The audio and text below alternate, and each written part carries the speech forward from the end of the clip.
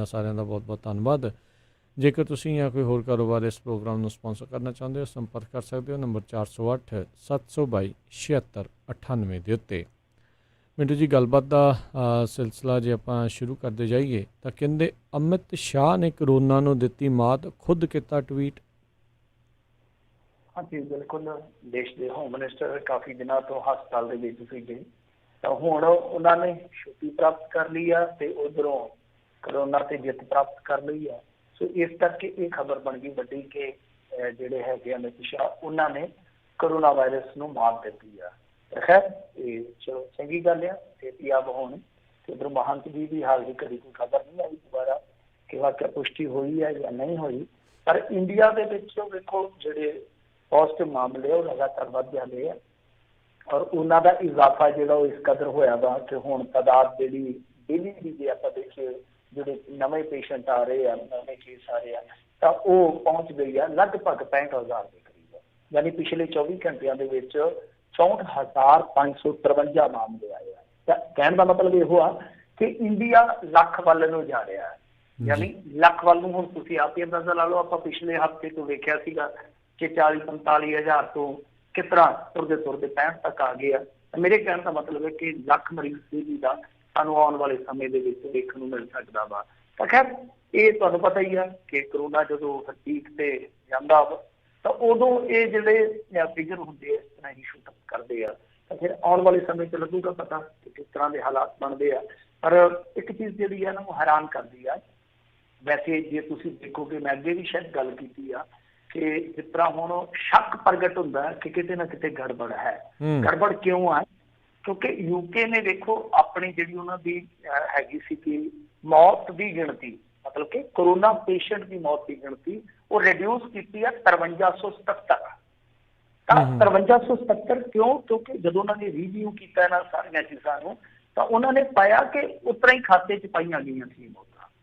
उदाहरण के तौर पर एक बंदे नूं फरवरी मार्च के विच करोना होया सीगा, तो उस तो बाद वो बंदा हालिया दिनों के विच बस थले आके मर गया दस्सिया जाता है, तो उन्होंने करोना के विच गिनिया। हुण ये शक कित्थों होया? मेरी यानी जिहड़ी नज़र इधर गई वो इउं है कि राहत इंदौरी का इंतकाल होया, तुसीं देखिया होना उन्हां दा जदों इंतकाल होया ते उन्हां नूं 2 हार्ट अटैक होए सी।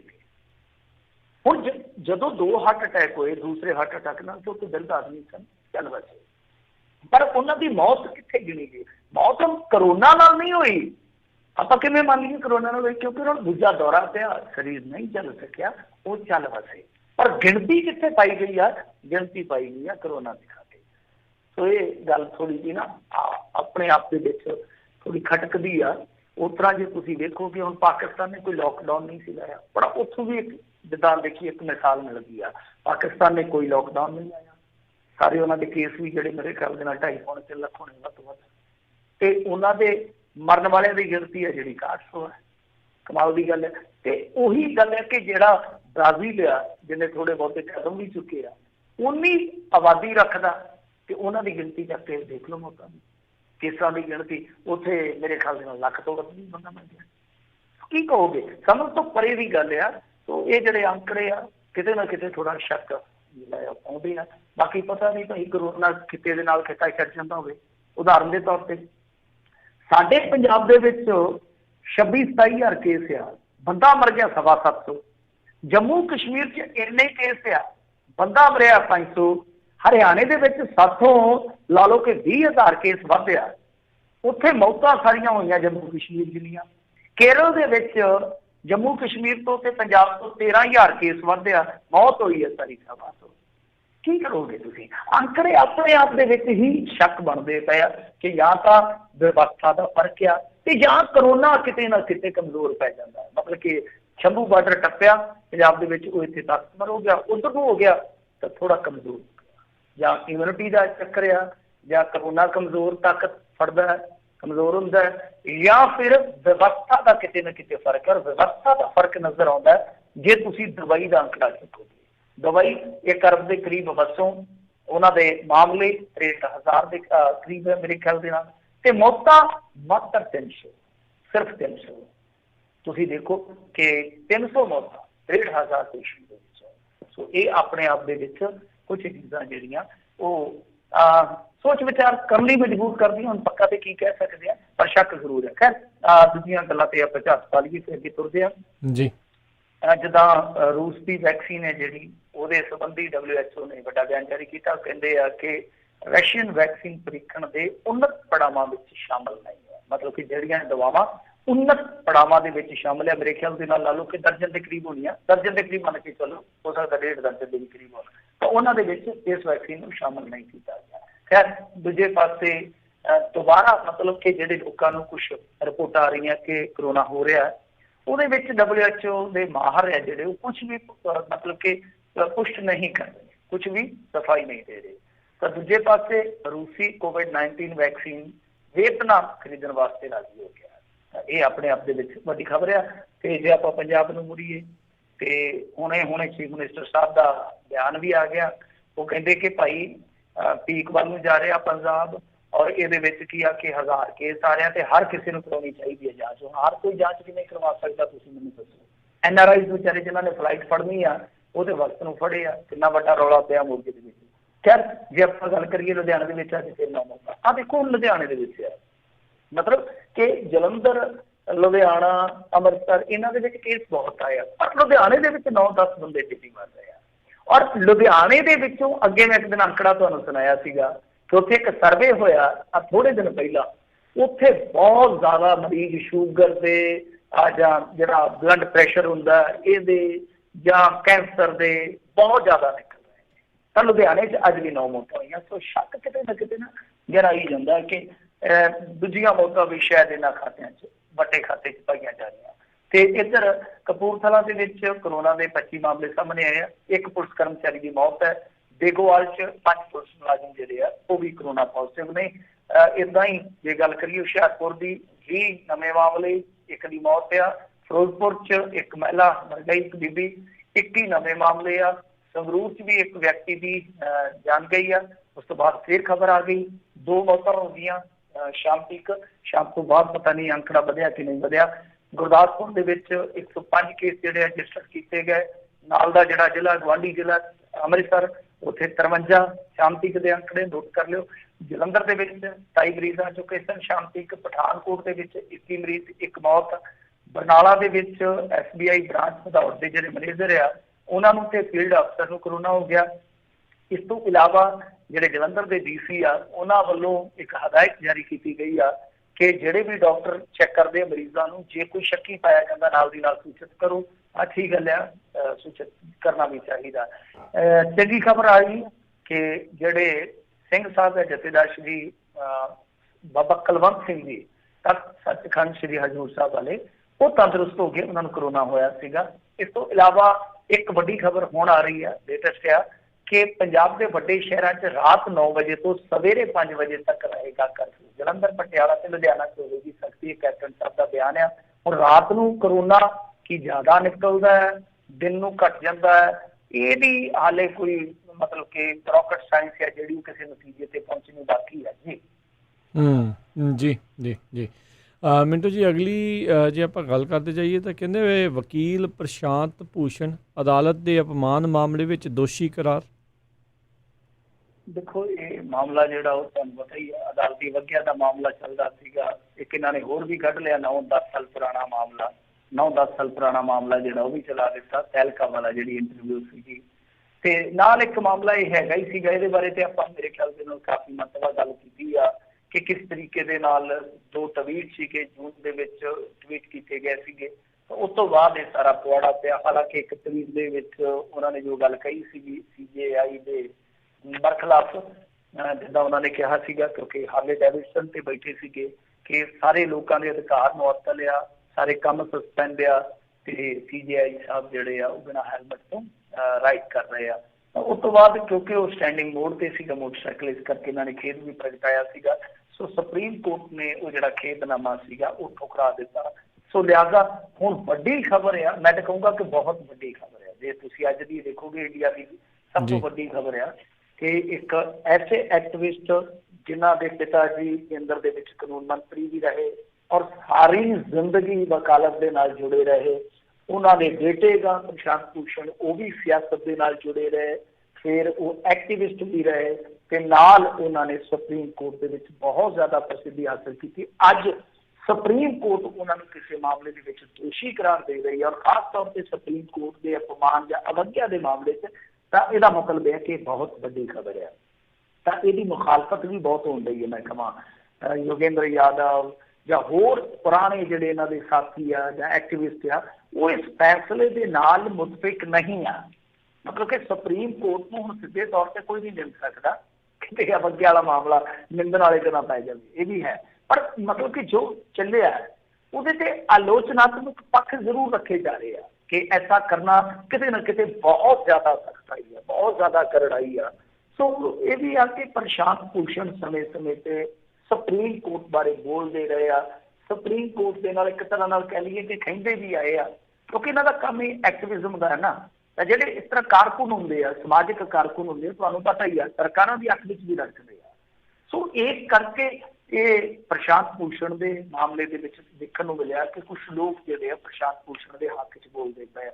ਖੈਰ ਦੇਖੋ, ਇਹ ਜੇ ਤੁਸੀਂ ਦੇਖੋਗੇ ਜਿੱਦਾਂ ਅਵਗਿਆ ਦਾ ਮਾਮਲਾ ਹੈ, ਇਹ ਜੇ ਸੰਵਿਧਾਨ ਦੇ ਵਿੱਚ ਜਾ ਕੇ ਉਹ ਦੇਖੋਗੇ, ਉਸ ਸੰਵਿਧਾਨ ਦੀ ਰੌਸ਼ਨੀ ਦੇ ਵਿੱਚ ਜਿਹਦੇ 'ਚ ਮੈਂ ਤੁਹਾਨੂੰ ਅੱਗੇ ਵੀ ਦੱਸਿਆ ਸੀ ਸਿਰਫ ਹਾਈ ਕੋਰਟ ਤੇ ਸੁਪਰੀਮ ਕੋਰਟ ਨੂੰ ਹੀ ਮੁਕੱਦਮਾ ਕਰਨ ਦਾ ਹੱਕ ਹੁੰਦਾ ਹੈ। ਤੇ ਇਹਦੇ ਵਿੱਚ ਵੀ ਇਸੇ ਤਰ੍ਹਾਂ ਹੀ ਹੋਇਆ ਸੀਗਾ ਕਿ ਪ੍ਰਸ਼ਾਂਤ ਭੂਸ਼ਣ ਦੇ ਖਿਲਾਫ ਇੱਕ ਪਟੀਸ਼ਨ ਗਈ ਸੀਗੀ, ਉਸ ਪਟੀਸ਼ਨ ਨੂੰ ਅਵਗਿਆ ਦਾ ਮਾਮਲਾ ਜਿਹੜਾ ਬਦਲ ਕੇ ਕਰ ਦਿੱਤਾ ਗਿਆ ਸੀਗਾ।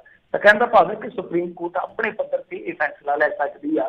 ਤਾਂ ਇਹਦੇ ਵਿੱਚ 6 ਮਹੀਨੇ ਤੱਕ ਕੈਦ ਵੀ ਆ, ਜਿਹੜੀ ਹੁਣ ਵੇਖਣ ਵਾਲੀ ਗੱਲ ਹੈ, ਕਿਉਂਕਿ 20 ਨੂੰ ਬਹਿਸ ਹੋਣੀ ਹੈ ਸਜ਼ਾ ਤੇ, ਉਸ ਤੋਂ ਬਾਅਦ ਪਤਾ ਲੱਗੂ ਕਿ ਕੀ ਬਣਦਾ ਹੈ।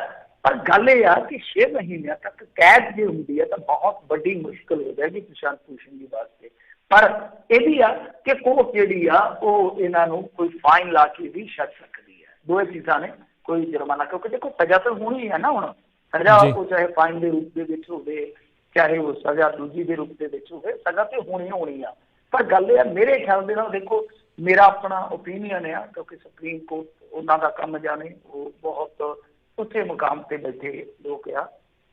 ਪਰ ਮੇਰਾ ਮੰਨਣਾ ਸੀਗਾ ਕਿ ਇਸ ਮਾਮਲੇ ਦੇ ਵਿੱਚ ਜੇ ਵਾਰਨਿੰਗ ਦੇ ਕੇ, ਚਲੋ ਮੰਨਦਾ ਸੁਪਰੀਮ ਕੋਰਟ, ਤਾਂ ਜਿੱਥੇ ਕਿਤੇ ਕੋਈ ਖੇਡ ਜਿਤਾਉਂਦਾ ਉਹਨੂੰ ਵਾਰਨ ਕਰਕੇ ਛੱਡਿਆ ਜਾਵੇ ਤਾਂ ਇੱਕ ਮਿਸਾਲ ਬਹੁਤ ਵਧੀਆ ਜਾਂਦੀ ਹੈ ਕਿ ਠੀਕ ਆ ਜੋ ਮਰਜ਼ੀ ਹੈ। ਪਰ ਏਡੇ ਵੱਡੇ ਐਕਟਿਵਿਸਟ ਦਾ, ਏਡੇ ਵੱਡੇ ਵਕੀਲ ਦਾ ਅਦਾਲਤ ਨੇ ਮਾਨ ਸਨਮਾਨ ਵੀ ਰੱਖਿਆ, ਇੱਕ ਆਲੋਚਨਾ ਲਈ ਫਰਾਖਦਿਲੀ ਵੀ ਰੱਖੀ ਆ ਕਿ ਠੀਕ ਹੈ ਭਾਈ, ਤੁਸੀਂ ਆਲੋਚਨਾ ਕਰੋ ਪਰ ਅਵਗਿਆ ਨਾ ਕਰੋ, ਕਿਸੇ ਵੀ ਸੂਰਤ ਦੇ ਵਿੱਚ ਅਪਮਾਨ ਤੱਕ ਨਾ ਪਹੁੰਚੋ, ਆਲੋਚਨਾ ਕਰੋ। ਐਸੀ ਚੀਜ਼ ਕਹਿ ਕੇ ਜੇ ਕਿਤੇ ਇਸ ਕੇਸ ਨੂੰ ਨਿਬੇੜਿਆ ਜਾਂਦਾ ਤਾਂ ਮੇਰੇ ਖਿਆਲ ਦੇ ਨਾਲ ਜੋ ਚੱਲਦਾ ਪਿਆ, ਤੁਹਾਨੂੰ ਪਤਾ ਹੀ ਹੈ, ਵਿਚਾਰਾਂ ਦੀ ਸਪੇਸ ਘਟਦਾ ਪਿਆ, ਤਾਂ ਕਿਤੇ ਨਾ ਕਿਤੇ ਉਹ ਚੀਜ਼ ਜਿਹੜੀ ਹੈ ਨਾ ਉਹ ਥੋੜੀ ਬਦਲ ਸਕਦੀ ਸੀ, ਉਹ ਤਸਵੀਰ ਬਦਲ ਸਕਦੀ ਸੀ।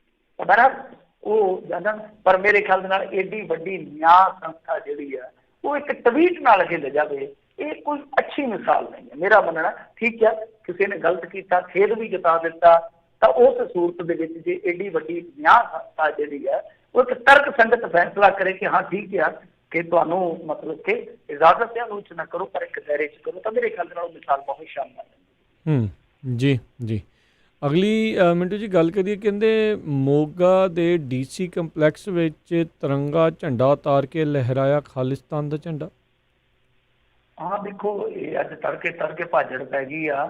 ਤੇ ਇਹਦੇ ਵਿੱਚ ਹੋਇਆ ਕੀ ਆ ਕਿ ਵੇਖੋ, ਜਿਹੜਾ ਇਹ DC ਕੰਪਲੈਕਸ ਸੀਗਾ ਇਹਦੇ ਵਿੱਚ 2 ਮੁੰਡੇ ਆਏ ਦੱਸਦੇ ਆ, ਤੇ ਦੋਵਾਂ ਮੁੰਡਿਆਂ ਨੇ ਉੱਥੇ ਕੋਈ ਇੱਕ ਹੀ ਗਾਰਡ ਸੀਗਾ ਜਾਂ ਨਿਗਰਾਨ ਕਹਿ ਲਓ, ਉਹਨੂੰ ਦਬਾਇਆ ਥੋੜਾ ਜਿਹਾ, ਤੇ ਫਿਰ ਉਸ ਤੋਂ ਬਾਅਦ ਉਹ ਛੱਤ ਤੇ ਗਿਆ ਤੇ ਬੜੇ ਆਰਾਮ ਨਾਲ ਉਹਨਾਂ ਨੇ ਤਿਰੰਗਾ ਲਾ ਦਿੱਤਾ, ਤੇ ਜਿਹੜਾ ਕੇਸਰੀ ਝੰਡਾ ਸੀਗਾ ਖੰਡੇ ਵਾਲਾ ਉਹ ਲਹਿਰਾ ਦਿੱਤਾ, ਤੇ ਜਾਂਦੇ ਹੋਏ ਜਿਹੜਾ ਉਹ ਤਿਰੰਗਾ ਝੰਡਾ ਉਹਨਾਂ ਨੇ ਲਾਇਆ ਸੀਗਾ ਉਹ ਨਾਲ ਲੈ ਗਿਆ। ਤੇ ਉਸ ਤੋਂ ਬਾਅਦ ਫਿਰ ਇਹ ਸੂਚਨਾ ਮਿਲੀ ਪ੍ਰਸ਼ਾਸਨ ਨੂੰ, ਕਿਉਂਕਿ ਬਹੁਤ ਵੱਡੀ ਘਟਨਾ ਸੀਗੀ, ਇਹ ਫਿਰ ਭੱਜ ਵਗੇ ਆ, ਨਾਕੇ ਨੂੰ ਇਹਨਾਂ ਨੇ ਬਥੇਰੇ ਲਾਏ ਆ, CCTV ਫੁਟੇਜ ਵੀ ਮਿਲੀ ਆ, ਜਦੋਂ ਲਾਉਂਦੇ ਪਏ ਆ ਝੰਡਾ ਤੇ ਚੜਾਉਂਦੇ ਪਏ ਆ, ਉਹ ਫੁਟੇਜ ਮਿਲ ਗਈ ਆ। ਬਟ ਹਾਲੇ ਤੱਕ ਮੇਰੇ ਖਿਆਲ ਦੇ ਨਾਲ ਆਇਡੈਂਟੀਫਾਈ ਨਹੀਂ ਕੀਤੇ ਗਏ ਮੁੰਡੇ, ਪਛਾਣੇ ਨਹੀਂ ਗਏ। ਔਰ ਦੂਜੀ ਚੀਜ਼ ਇਹ ਆ ਕਿ ਹੋ ਸਕਦਾ, ਮੈਂ ਨਹੀਂ ਸਮਝਦਾ ਕਿ ਇੰਨੀ ਦੇਰ ਲੱਗੀ ਹੋਵੇ ਜਦੋਂ CCTV ਫੁਟੇਜ ਮਿਲ ਗਿਆ, ਜਦੋਂ ਸਭ ਕੁਝ ਹੋ ਗਿਆ, ਕਿ ਇਹਨਾਂ ਨੇ ਛੱਡਿਆ ਹੋ। ਜੇ ਨਹੀਂ ਫੜ ਪਾਏ, ਜੇ ਨਹੀਂ ਪਕੜ ਪਾਏ ਤਾਂ ਬਹੁਤ ਵੱਡੀ ਨਾਕਾਮੀ ਹੈ। ਕਿ ਪਹਿਲੀ ਗੱਲ ਤੇ ਇਹ ਆ ਕਿ ਦੇਖੋ, ਆਜ਼ਾਦੀ ਦਿਨ ਦੇ 1 ਦਿਨ ਪਹਿਲਾਂ ਆਪਾਂ ਦੇਖਿਆ ਨਾ ਕਿ ਸਕੂਲਾਂ 'ਚ ਹੁੰਦੇ ਆ ਜਦੋਂ ਇਸ ਪਰੇਡਾਂ ਪੂਰਾ ਹੁੰਦੀਆਂ ਤੇ ਕਿੰਨੀ ਜ਼ਿਆਦਾ ਸਿਕਿਉਰਿਟੀ ਵਧਾ ਦਿੱਤੀ ਜਾਂਦੀ ਆ 26 ਜਨਵਰੀ ਔਰ 15 ਅਗਸਤ ਤੋਂ ਪਹਿਲਾਂ। ਇੱਕ ਤੇ ਇਹ ਆ ਫੇਲੀਅਰ ਕਿੰਨੀ ਵੱਡੀ ਆ, ਵੇਖੋ ਆਏ ਮੋਗੇ ਦੇ DC ਕੰਪਲੈਕਸ ਦੇ ਵਿੱਚ ਆਰਾਮ ਨਾਲ ਝੰਡਾ ਚੜਾ ਕੇ ਚਲੇ ਗਏ। ਦੂਜੀ ਚੀਜ਼ ਇਹ ਆ ਕਿ ਜੇ ਇਹਨਾਂ ਤੋਂ ਹੁਣ ਤੱਕ ਬੰਦੇ ਆਇਡੈਂਟੀਫਾਈ ਨਹੀਂ ਹੋਏ, ਬੰਦੇ ਫੜ ਨਹੀਂ ਹੋਏ, ਇਹ ਦੂਜੀ ਚੀਜ਼ ਆ। ਸੋ ਇਹ ਆਪਣੇ ਆਪ ਦੇ ਵਿੱਚ ਹੈਰਾਨ ਕਰਦਾ। ਵੈਸੇ ਹੋ ਸਕਦਾ ਬੰਦੇ ਫੜ ਲਏ ਹੋਣ, ਇਹਨਾਂ ਦੀ ਗ੍ਰਿਫਤਾਰੀ ਹੈ ਜਿਹੜੀ ਪੈ ਜਾਵੇ। ਇਹ ਵੈਸੇ ਇੱਕ ਸਵਾਲ ਹੀ ਆ, ਹਾਲ ਦੀ ਘੜੀ ਕੋਈ ਪੁਸ਼ਟੀ ਨਹੀਂ ਕਰ ਸਕਦਾ। ਪਰ ਮੇਰੇ ਲਈ ਬਹੁਤ ਇੱਕ ਨਾ ਅਚਰਜ ਵਾਲੀ ਗੱਲ ਆ ਕਿ CCTV ਫੁਟੇਜ ਤੁਹਾਨੂੰ 12 ਘੰਟੇ ਪਹਿਲਾਂ ਮਿਲ ਗਈ, ਉਸ ਤੋਂ ਬਾਅਦ ਬੰਦੇ ਆਇਡੈਂਟੀਫਾਈਡ ਨਹੀਂ ਹੋ ਸਕੇ। ਆਪਣੇ ਆਪ ਦੇ ਵਿੱਚ ਬੜੀ ਇੱਕ ਚੁਭਵੀਂ ਜੀ ਗੱਲ ਆ, ਬੜੀ ਇੱਕ ਹੈਰਾਨ ਕਰਨ ਵਾਲੀ ਗੱਲ ਆ। ਤਾਂ ਬਹਰਹਾਲ ਇਹਨਾਂ ਦੀਆਂ ਏਜੰਸੀਆਂ ਪਹਿਲਾਂ ਹੀ ਕਹਿੰਦੇ ਸੀਗੇ ਕਿ ਇਹ ਅਲਰਟ ਤੇ ਆ ਜੀ, ਅਸੀਂ ਗੁਰਪਤਵੰਤ ਸਿੰਘ ਪੰਨੂ ਨੇ ਇਨਾਮ ਰੱਖਤਾ, ਖਾਲਿਸਤਾਨੀਆਂ ਨੇ ਉੱਤੇ ਝੰਡਾ ਚੜਾਉਣਾ, ਉਹ ਚੜਾ ਸਕਦੇ ਆ, ਅਸੀਂ ਹਰਕਤ ਕਰ ਸਕਦੇ ਆ। ਮਤਲਬ ਕਿ ਅਲਰਟ ਤੇ ਏਜੰਸੀਆਂ ਇਹਨਾਂ ਦੀਆਂ, ਪਰ ਬਾਵਜੂਦ ਇਸ ਦੇ ਕਿ ਇਹਨਾਂ ਦੀ ਨੱਕ ਦੇ ਹੇਠੋਂ ਉਹ ਝੰਡਾ ਚੜਾ ਕੇ ਚਲੇ ਜਾਂਦੇ ਆ। ਸੋ ਬਹੁਤ ਵੱਡੀ ਗੱਲ ਆ। ਹੁਣ ਵੇਖਣਾ ਵੀ ਇਹ ਗੱਲ ਹੋਏਗੀ ਕਿ ਜੇ ਮੰਨ ਲਓ ਬੰਦੇ ਫੜੇ ਜਾਂਦੇ ਆ, ਕਿਉਂਕਿ ਇੱਕ ਕੇਸ ਤੇ ਜਿੱਦਾਂ ਹੁਣ ਇਹਨਾਂ ਨੇ ਦਰਜ ਕੀਤਾ ਹੀ ਆ ਮੇਰੇ ਖਿਆਲ ਦੇ ਨਾਲ, ਜੋ ਇੰਡੀਅਨ ਪੈਨਲ ਕੋਡ ਆ ਉਹਦੇ ਤਹਿਤ ਕੇਸ ਤਾਂ ਦਰਜ ਕੀਤਾ ਕਿ ਇਹ UAPA ਲਾਉਣਗੇ। ਇਹ ਵੇਖਣ ਵਾਲੀ ਗੱਲ ਹੋਏਗੀ ਕਿ ਜੇ ਬੰਦੇ ਮੰਨ ਲਓ ਫੜੇ ਜਾਂਦੇ ਆ ਕਿ UAPA ਲਾਉਣਗੇ, ਕਿਉਂਕਿ ਤਿਰੰਗੇ ਝੰਡੇ ਦਾ ਅਪਮਾਨ, ਉਹ ਤਾਂ ਤੁਹਾਨੂੰ ਪਤਾ ਹੀ ਇੱਕ ਫਲੈਗ ਕੋਡ ਹੁੰਦਾ, ਹਰੇਕ ਦੇਸ਼ ਦੇ ਵਿੱਚ ਇੱਕ ਫਲੈਗ ਕੋਡ ਹੁੰਦਾ, ਉਹਦੇ ਤਹਿਤ ਮਾਮਲਾ ਦਰਜ ਹੋ ਸਕਦਾ, ਉਹ ਤਾਂ ਜਰਨਲ ਜੀ ਗੱਲ ਆ। ਪਰ ਇਹ ਵੇਖਣ ਵਾਲੀ ਗੱਲ ਹੋਏਗੀ ਕਿ ਜੇ ਮੰਨ ਲਓ ਅਰੈਸਟ ਹੋ ਜਾਂਦੇ ਆ ਜਾਂ ਆਇਡੈਂਟੀਫਾਈਡ ਹੋ ਜਾਂਦੇ ਆ ਤਾਂ ਉਹਦੇ 'ਚ ਕੀ ਆ ਕਿ ਕੇਂਦਰ ਦੀਆਂ ਏਜੰਸੀਆਂ ਜਿਹੜੀਆਂ ਉਹ ਫਿਰ ਇਨਵੋਲਵ ਹੁੰਦੀਆਂ ਜਾਂ ਮਾਮਲਾ UAPA ਤੱਕ ਪਹੁੰਚਦਾ ਜਾਂ ਨਹੀਂ, ਇਹ ਵੇਖਣ ਵਾਲੀ ਗੱਲ ਹੋਏਗੀ। ਜੀ, ਅਗਲੀ ਮਿੰਟ 'ਚ ਆਪਾਂ ਗੱਲ ਕਰਦੇ ਹਾਂ ਤੇ ਕਹਿੰਦੇ ਅਕਾਲੀਆਂ ਦਾ ਮਾਝੇ ਵਿੱਚ ਜ਼ੋਰਦਾਰ ਹੱਲਾ, ਪੁਲਿਸ ਨੇ ਵਰਾਈਆਂ ਡਾਂਗਾ। ਹਾਂਜੀ ਦੇਖੋ, ਇਹ ਅਕਾਲੀ ਦਲ ਵਾਲੇ ਜਿਹੜੇ ਆ ਉਹ ਅੱਜ ਬੜੀ ਵੱਡੀ ਤਾਦਾਦ ਦੇ ਵਿੱਚ ਇਕੱਠੇ ਹੋਏ ਆ। ਜੇ ਤੁਸੀਂ ਉਹ ਕਿਤੇ ਫੁਟੇਜ ਵੇਖ ਸਕੋ, ਗੂਗਲ ਤੇ ਭਾਲ ਲਓ, ਤੁਹਾਨੂੰ ਮਿਲ ਜਾਣੀ। ਅਮਰਕੋਟ ਦੇ ਵਿੱਚ ਇਹਨਾਂ ਨੇ ਜੋ ਘਰਾਓ ਦਾ ਪ੍ਰੋਗਰਾਮ ਐਲਾਨਿਆ ਸੀਗਾ, ਇਸ ਤਰ੍ਹਾਂ ਲੱਗਦਾ ਸੀਗਾ ਕਿ ਅਕਾਲੀ ਆਪਦੀ ਸਰਕਾਰ ਦੇ ਵਿੱਚ ਕੋਈ ਰੈਲੀ ਕਰਨ ਚੱਲੇ ਆ। ਜਿਸ ਤਰ੍ਹਾਂ ਜਦ ਦੇ ਨਾ ਆਪਾਂ ਦੇਖਦੇ ਹਾਂ ਹੁਣ ਤੇ ਚਲੋ ਕਰੋਨਾ ਕਰਕੇ ਉਹ ਆਪਣੀਆਂ ਯਾਦਾਂ ਹੀ ਰਹਿ ਗਈਆਂ ਕਿ ਜਦੋਂ ਧੜਾ ਧੜ ਬੱਸਾਂ ਦੇ ਵਿੱਚ ਬੰਦੇ ਤੇ ਬੰਦਿਆਂ ਦੇ ਵਿੱਚ ਕਈ ਪੰਗੇ, ਤੇ ਫਿਰ ਬਾਹਰ ਜਿੱਥੇ ਤਲਾਸ਼ੀ ਲਈ ਜਾਂਦੇ ਉੱਥੇ ਢੇਰ ਕੋਈ ਹੋਰ ਸਮਾਨ ਦਾ ਲੱਗ ਜਾਂਦਾ। ਕਿੰਨੀਆਂ ਮਿੱਠੀਆਂ ਯਾਦਾਂ ਹੁੰਦੀਆਂ ਸੀਗੀਆਂ ਨਾ, ਤੇ ਕਦੇ BSF ਦੇ ਖਿਲਾਫ ਧਰਨਾ, ਕਦੇ ਸਦਭਾਵਨਾ ਰੈਲੀ, ਕਦੇ ਕੁਛ ਕਿੰਨੀਆਂ ਮੌਜਾਂ ਸੀਗੀਆਂ। ਉਹ ਸਮਾਂ ਵੀ ਦੇਖੀ ਅਤੀਤ ਦੀ ਬੁੱਕਲ ਦੇ ਵਿੱਚ ਸਮਾ ਗਿਆ। ਤਾਂ ਬਹੁਤ ਵੱਡੀ ਤਾਦਾਦ, ਮੈਂ ਤੇ ਹੈਰਾਨ ਰਹਿ ਗਿਆ। ਮੈਂ ਇੱਕ ਵਿਜ਼ੂਅਲ ਦੇਖਿਆ ਜਿਹਦੇ ਵਿੱਚ ਆ ਰਹੇ ਆ ਅਮਰਕੋਟ ਦੇਖਿਆ ਹੋਣਾ ਤੁਸੀਂ ਕਿ ਸਰਹੱਦੀ ਇਲਾਕਾ ਹੀ ਆ, ਤਾਂ ਉਧਰ ਨੂੰ ਜਦੋਂ ਆ ਰਹੇ ਆ ਵਰਕਰ, ਇੰਨੀ ਵੱਡੀ ਗਿਣਤੀ, ਮੈਂ ਤਾਂ ਹੈਰਾਨ ਰਹਿ ਗਿਆ ਕਿ ਕਰੋਨਾ ਕਾਲ ਦੇ ਵਿੱਚ ਜਦੋਂ ਮੰਨ ਲਓ ਜਿਹੜੇ ਸੰਘਰਸ਼ਸ਼ੀਲ ਆ ਕਿਸਾਨ ਹੈ, ਇਹਨਾਂ ਵਾਸਤੇ ਤੇ ਕੈਪਟਨ ਸਾਹਿਬ 44 ਲਾਈ ਬੈਠੇ ਸੀਗੇ ਕਿ ਤੁਹਾਡੇ ਤੇ 44 ਭਾਈ 5 ਤੋਂ ਵੱਧ ਤੁਸੀਂ ਇਕੱਠੇ ਨਹੀਂ ਹੋ ਸਕਦੇ, ਤੁਸੀਂ ਘਰਾਂ 'ਚ ਤੱਕ ਕੇ ਹੀ ਆਪੋ ਆਪਣਾ ਮਤਲਬ ਕਿ ਵਿਰੋਧ ਪ੍ਰਗਟਾਓ। ਜਿਹੜੇ ਹਕੂਕਾਂ ਦੀ ਗੱਲ ਕਰਦੇ ਤੇ ਜਿੱਥੇ ਰਾਜਨੀਤੀ ਆ ਉੱਥੇ ਦੇਖ ਲਓ ਕੋਈ ਡੰਗਾ ਹੀ ਨਹੀਂ ਹੈਗਾ। ਸੋ ਆਪਣੇ ਆਪ ਦੇ ਵਿੱਚ ਹੈਰਾਨ ਕਰਦੀ ਹੈ ਗੱਲ। ਮਾਮਲਾ ਕੀ ਸੀਗਾ ਕਿ ਸੁਖਪਾਲ ਭੁੱਲਰ ਜਿਹੜੇ ਵਿਧਾਇਕ ਆ, ਗੁਰਤੇਜ ਸਿੰਘ ਭੁੱਲਰ ਹੋਰਾਂ ਦੇ ਫਰਜ਼ੰਦ, ਉਹਨਾਂ ਦੇ ਖਿਲਾਫ ਧਰਨਾ ਲਾਉਣਾ ਸੀਗਾ। ਮਾਜਰਾ ਉਹੀ ਹੈ ਜ਼ਹਿਰੀਲੀ ਸ਼ਰਾਬ ਦਾ ਕਿ ਜੀ ਸ਼ਰਾਬ ਸ਼ੁਰੂ ਕਢਾਉਂਦੇ ਆ ਕਾਂਗਰਸੀ ਫਲਾਂ ਧਮਕਾਉਣ।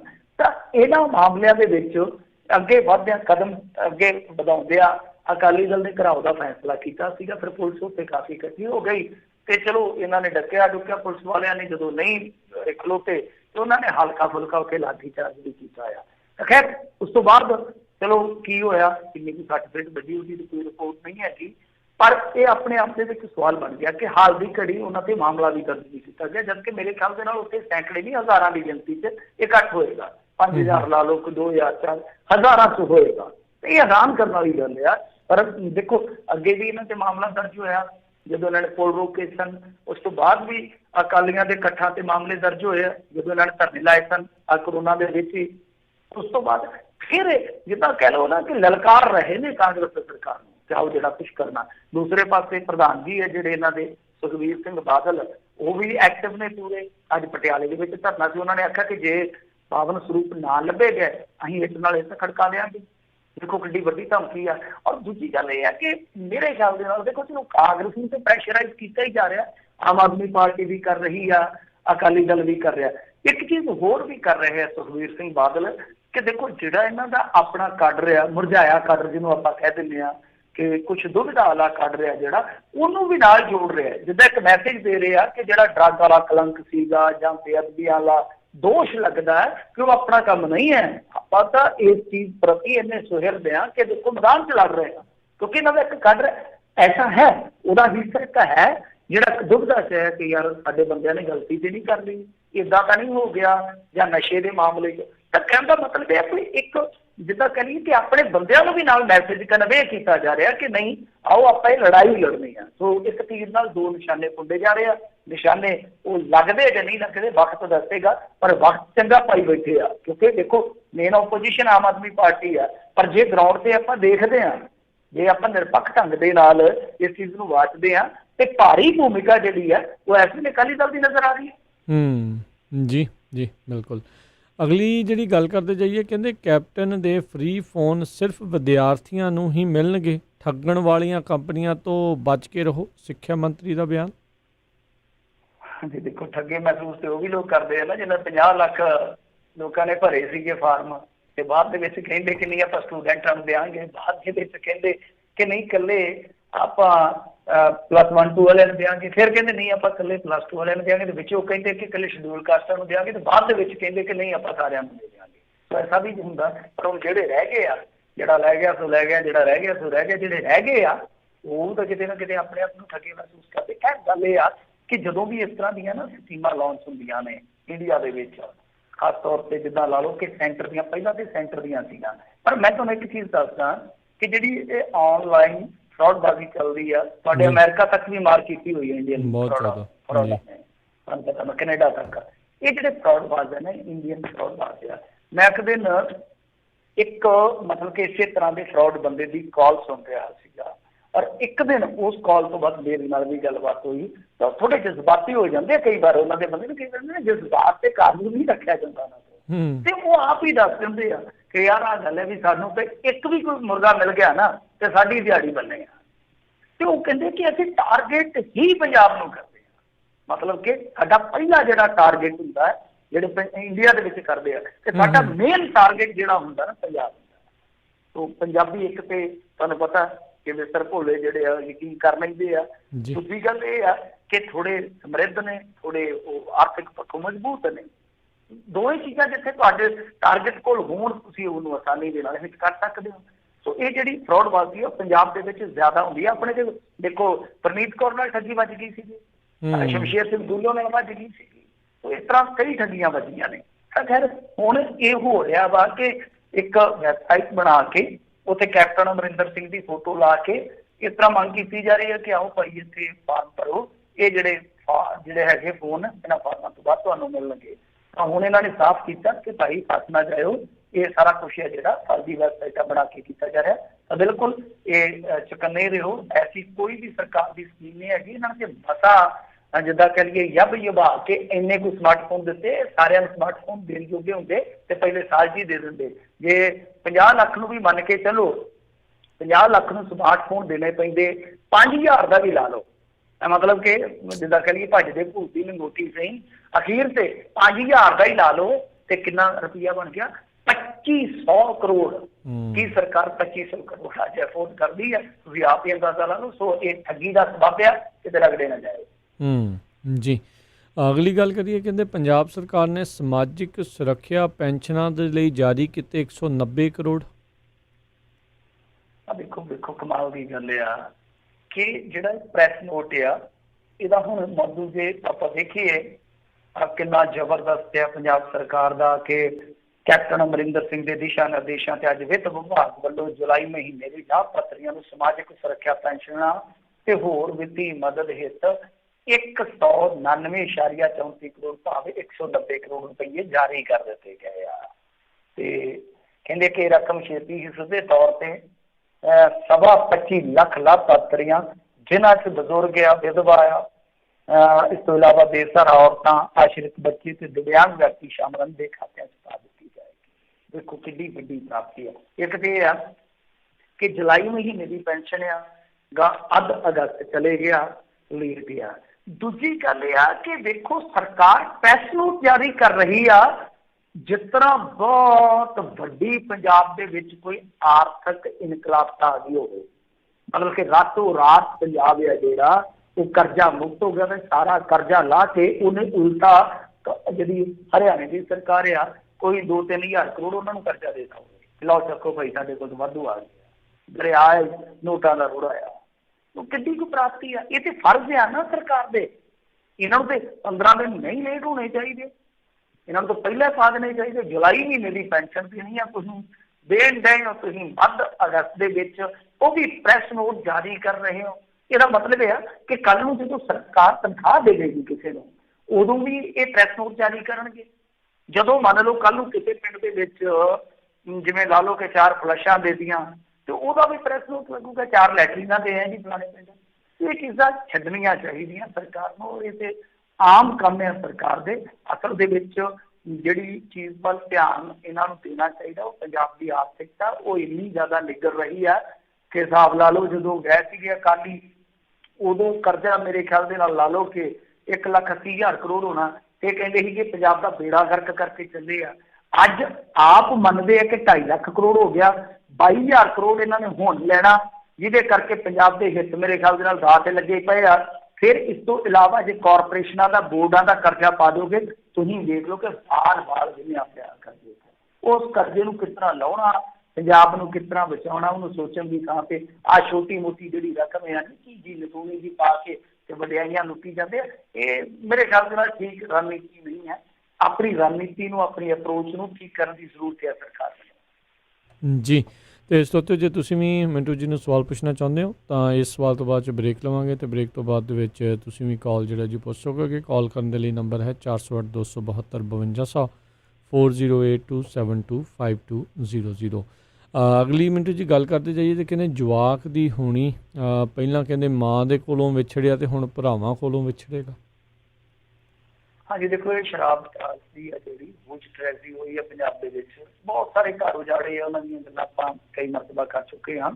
ਅਸਲ ਦੇ ਵਿੱਚ ਕੀ ਸੀਗਾ ਕਿ ਇਸ ਬਦਨਸੀਬ ਮੁੰਡੇ ਦਾ ਬਾਪ ਮਰਿਆ, ਤੇ ਉਹਦੇ ਗਮ ਦੇ ਵਿੱਚ ਹੀ ਲਾ ਲਓ ਕਿ ਕੁਛ ਘੰਟਿਆਂ ਬਾਅਦ, 1-2 ਦਿਨਾਂ ਬਾਅਦ ਉਹਦੀ ਮਾਤਾ ਚੱਲ ਸੀ। ਗਰੀਬ ਬੜੇ ਸੀ, ਅੱਤ ਦੇ ਗਰੀਬ ਸੀਗੇ, ਕਿਉਂਕਿ ਇਸ ਟ੍ਰੈਜਡੀ ਦੇ ਵਿੱਚ ਜ਼ਿਆਦਾਤਰ ਗਰੀਬ ਹੀ ਮਰੇ ਆ। ਤੇ 3 ਭਾਈ ਸੀ, ਇਹ ਵੱਡਾ ਜਿਹੜਾ ਮੁੰਡਾ 13 ਵਰ੍ਹਿਆਂ ਦਾ ਸੀ, ਦੂਜਾ 11 ਵਰ੍ਹਿਆਂ ਦਾ, ਤੇ ਤੀਜਾ ਮੇਰੇ ਖਿਆਲ ਦੇ ਨਾਲ ਹੈਗਾ ਸੀਗਾ 9 ਵਰ੍ਹਿਆਂ ਦਾ। ਇਸ ਤਰ੍ਹਾਂ ਕਰਕੇ 3 ਭਰਾ ਸੀਗੇ, ਸ਼ਾਇਦ 4 ਭਰਾ, ਇੱਕ 17 ਸਾਲਾਂ ਦਾ। ਹੁਣ ਜਿਹੜੇ ਦੂਜੇ ਆ ਉਹਨਾਂ ਨੂੰ ਤੇ ਗੋਦ ਲੈ ਲਿਆ ਇਹਨਾਂ ਦੇ ਰਿਸ਼ਤੇਦਾਰਾਂ ਨੇ, ਇਹਨੂੰ ਲੈਣਾ ਚਾਹਿਆ ਇੱਕ ਹੋਰ ਭਰਾ ਨੂੰ, ਉਹ ਮਤਲਬ ਕਿ ਲੈ ਕੇ ਇਹਦੇ ਆਪਣੇ ਹੀ ਯਾਨੀ ਪਿਓ ਦੇ ਭਰਾ ਜਿਹੜੇ ਸੀਗੇ, ਉਹ ਚਚੇਰੇ ਮਵੇਰੇ ਲਾ ਲਓ, ਉਹ ਲੈ ਗਏ ਗੋਦ ਕਾਨੂੰਨ ਤੌਰ ਤੇ। ਪਰ ਇਹਦੀ ਵਾਰੀ ਵਿਚਾਰੇ ਦੀ ਆਈ ਹੋਈ ਨਹੀਂ। ਇੱਕ ਨੇ ਕੋਸ਼ਿਸ਼ ਕੀਤੀ, ਉਹਦੇ ਕੋਲ ਆਪਦੇ ਕੋਲ ਘਰ ਨਹੀਂ ਸੀਗਾ, ਬਾਈਲਾ ਉਹਨੂੰ ਅਡਾਪਸ਼ਨ ਨਹੀਂ ਸੀ ਦਿੱਤੀ ਜਾ ਸਕਦੀ, ਸੋ ਇਸ ਕਰਕੇ ਵਿਚਾਰਾ ਇਕੱਲਾ ਰਹਿ ਗਿਆ। ਹੁਣ ਇਹਦੀ ਦੇਖੋ ਹੋਣੀ ਕਿ ਆਪਣੇ ਮਾਂ-ਬਾਪ ਤੋਂ ਵਿਛੜੀ ਹੈ, ਜਿਸ ਤਰ੍ਹਾਂ ਤੁਸੀਂ ਕਿਹਾ ਆਪਣੇ ਭਰਾਵਾਂ ਤੋਂ ਵੀ ਵਿਛੜ ਰਿਹਾ। ਵਿਚਾਰਾ ਰੋ ਕੇ ਕਹਿ ਰਿਹਾ ਜੀ, ਕਹਿੰਦਾ ਭਰਾਵਾਂ ਨੂੰ ਚਲੋ ਆਸਰਾ ਮਿਲ ਗਿਆ, ਮੈਨੂੰ ਖੁਸ਼ੀ ਹੈ। ਵੱਡਾ ਹੈ ਨਾ ਵਿਚਾਰਾ, ਛੋਟਿਆਂ ਦਾ ਸੋਚਦਾ, ਕਹਿੰਦਾ ਪਰ ਇੱਕ ਦੁੱਖ ਜਿਹਾ ਕਿ ਮੈਂ ਕਿਤੇ ਹੋਰ ਜਾਊਂਗਾ।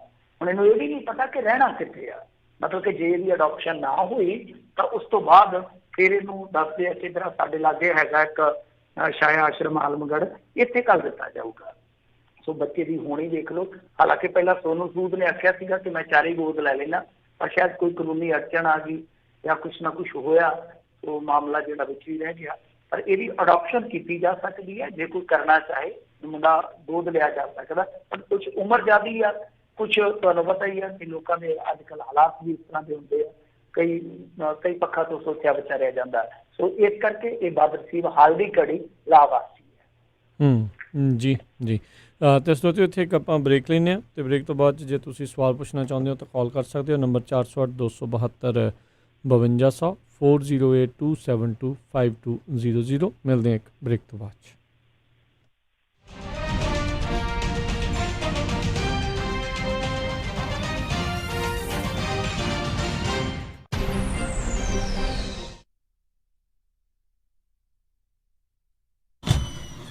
ਉਹ ਕਿੱਥੇ ਰਹਿ ਗਏ ਸੀ ਤੁਸੀਂ? ਮੈਂ ਕਾਦਾ ਉਡੀਕੀ ਜਾਣਾ ਤੁਹਾਨੂੰ। ਹਾਂ ਆ ਲਓ ਸਾਰਾ ਸਮਾਨ। ਇਹ ਇੰਨਾ ਸਾਰਾ ਸਮਾਨ? ਹੋਰ ਕੀ, ਹੁਣ ਮੈਂ ਸਾਰੀਆਂ ਕੁੜਤੀਆਂ ਵੀ ਲੈ ਆਈਆਂ, ਤੁਹਾਡੀਆਂ ਪੱਗਾਂ ਵੀ ਆ ਗਈਆਂ, ਮੁੰਡੇ ਦੀ ਸ਼ੇਰਵਾਨੀ ਵੀ ਲੈ ਆਈਆਂ ਤੇ ਰੁਮਾਲਾ ਸਾਹਿਬ ਵੀ ਲੈ ਆਈਆਂ। ਤੇ ਨਾਲੇ ਮੈਂ ਇੱਕ ਸਲਾਹ ਕਰਨੀ ਸੀ ਤੁਹਾਡੇ ਨਾਲ। ਹੂੰ। ਹੁਣ ਆਪਣਾ 골ਡ ਖਰੀਦਣ ਵਾਲਾ ਹੀ ਰਹਿ ਗਿਆ ਹੈ ਤੇ ਕੱਲ ਤੁਸੀਂ ਮੇਰੇ ਨਾਲ ਚੱਲਿਓ ਕਿੱਥੋਂ ਲੈਣਾ ਉਹ? ਬੱਗਾ ਪੈਲੇਸ ਤੋਂ ਹੀ। ਉਹਨਾਂ ਕੋਲ ਬਹੁਤ ਵਧੀਆ ਵੈਰਾਈਟੀ ਹੈ। ਅੱਛਾ। ਹਾਂ, ਆਪਾਂ ਉੱਥੋਂ ਸੋਨਾ ਵੀ ਖਰੀਦ ਸਕਦੇ ਹਾਂ ਤੇ ਨਾਲੇ ਜੇ ਕੱਲ ਨੂੰ ਲੋੜ ਪੈ ਜੇ ਤਾਂ ਸੋਨੇ ਦੇ ਬਦਲੇ ਕੈਸ਼ ਵੀ ਲੈ ਸਕਦੇ ਹਾਂ। ਲਿਆ ਤਾਂ ਬਹੁਤ ਵਧੀਆ। ਬੱਗਾ ਪੈਲੇਸ, ਤੁਹਾਡੀਆਂ ਬਹੁਤ ਸਾਰੀਆਂ ਲੋੜਾਂ ਲਈ ਇੱਕੋ ਥਾਂ। Bagga palace 6618 Florin road Sacramento. ਹੋਰ ਜਾਣਕਾਰੀ ਲਈ ਰੋਹਿਤ ਜੀ ਨੂੰ ਕਾਲ ਕਰੋ 9163931872 916 393 1872। ਮੁਸੀਬਤਾਂ ਕਦੇ ਵੀ ਦੱਸ ਕੇ ਨਹੀਂ ਆਉਂਦੀਆਂ, ਇਸ ਲਈ ਖਾਲਸਾ ਇੰਸ਼ੋਰੈਂਸ ਏਜੰਸੀ ਦੇ ਲਾਈਫ ਇੰਸ਼ੋਰੈਂਸ ਪਲਾਨਸ ਲਾਈਫ ਦੇ ਵਿੱਚ ਮੁਸੀਬਤਾਂ ਲਈ ਹਮੇਸ਼ਾ ਰਹੋ ਤਿਆਰ। Khalsa insurance agency 408 272 2500। ਗੁਰੀ, ਅੱਜ ਮੇਰਾ ਘਰੇ ਖਾਣਾ ਖਾਣ ਨੂੰ ਬਿਲਕੁਲ ਦਿਲ ਨਹੀਂ ਕਰ ਰਿਹਾ। ਚੱਲ ਫਿਰ ਕਿਤੋਂ ਬਾਹਰੋਂ ਖਾਣਾ ਖਾ ਆਉਨੇ ਆ। ਮੇਰਾ ਅੱਜ ਚਾਟ ਖਾਣ ਨੂੰ ਦਿਲ ਕਰਦਾ ਹੈ, ਨਾਲੇ ਛੋਲੇ ਭਟੂਰੇ। ਦੱਸ ਫਿਰ ਕਿੱਥੇ ਖਾਣਾ ਖਾਣ ਜਾਣਾ? ਆਪਾਂ ਚੱਲਦੇ ਆ ਬੰਬੇ ਕੁਜ਼ੀਨ ਅਤੇ ਇੰਡੀਅਨ ਸਵੀਟਸ ਤੇ। ਬੰਬੇ ਕੁਜ਼ੀਨ ਅਤੇ ਇੰਡੀਅਨ ਸਵੀਟਸ, ਜਿੱਥੇ ਕਿ ਤੁਸੀਂ ਵੈਜ ਨਾਨ ਵੈਜ ਖਾਣਾ ਵੀ ਖਾ ਸਕਦੇ ਹੋ, ਛੋਲੇ ਭਟੂਰੇ ਵੀ ਖਾ ਸਕਦੇ ਹੋ ਤੇ ਖਾ ਸਕਦੇ ਹੋ ਹਰ ਇੱਕ ਤਰ੍ਹਾਂ ਦੀ ਚਾਟ। ਅਤੇ ਵਿਆਹ ਸ਼ਾਦੀ ਵਾਸਤੇ ਭਾਜੀ ਵੀ ਬਣਾਉਂਦੇ ਹਨ। 50 ਬੰਦਿਆਂ ਦੇ ਬੈਠ ਕੇ ਖਾਣ ਦੀ ਜਗ੍ਹਾ ਵੀ ਹੈ ਅਤੇ ਫੂਡ ਨੂੰ ਟੂ ਗੋ ਵੀ ਕਰ ਸਕਦੇ ਹੋ। ਤੇ ਆਉਂਦੇ ਆਉਂਦੇ ਆਪਾਂ ਮੰਮੀ ਹੁਣਾਂ ਵਾਸਤੇ ਮਠਿਆਈਆਂ ਵੀ ਲੈ ਆਵਾਂਗੇ। ਬੰਬੇ ਕੁਜ਼ੀਨ ਅਤੇ ਇੰਡੀਅਨ ਸਵੀਟਸ 7452 ਫੁੱਟਹਿਲਸ ਬੁਲੇਵਾਰਡ ਰੋਜ਼ਵਿਲ। ਇਹਨਾਂ ਦੀ ਦੂਜੀ ਲੋਕੇਸ਼ਨ 1013 ਰੈਲਡ ਸਟਰੀਟ ਫਾਲਸਮ ਵਿੱਚ ਹੈ, ਜਿੱਥੋਂ ਤੁਸੀਂ ਬਫੇ ਵੀ ਲੈ ਸਕਦੇ ਹੋ। ਹੋਰ ਜਾਣਕਾਰੀ ਲਈ ਕਾਲ 2482284580 248 228 4580। ਇਸ ਮੌਕੇ ਇਹਨਾਂ ਨੂੰ ਵੇਟਰ, ਹੈਲਪਰ ਅਤੇ ਮਠਿਆਈ ਬਣਾਉਣ ਵਾਲੇ ਦੀ ਜ਼ਰੂਰਤ ਹੈ। ਕਾਲ 2482284580।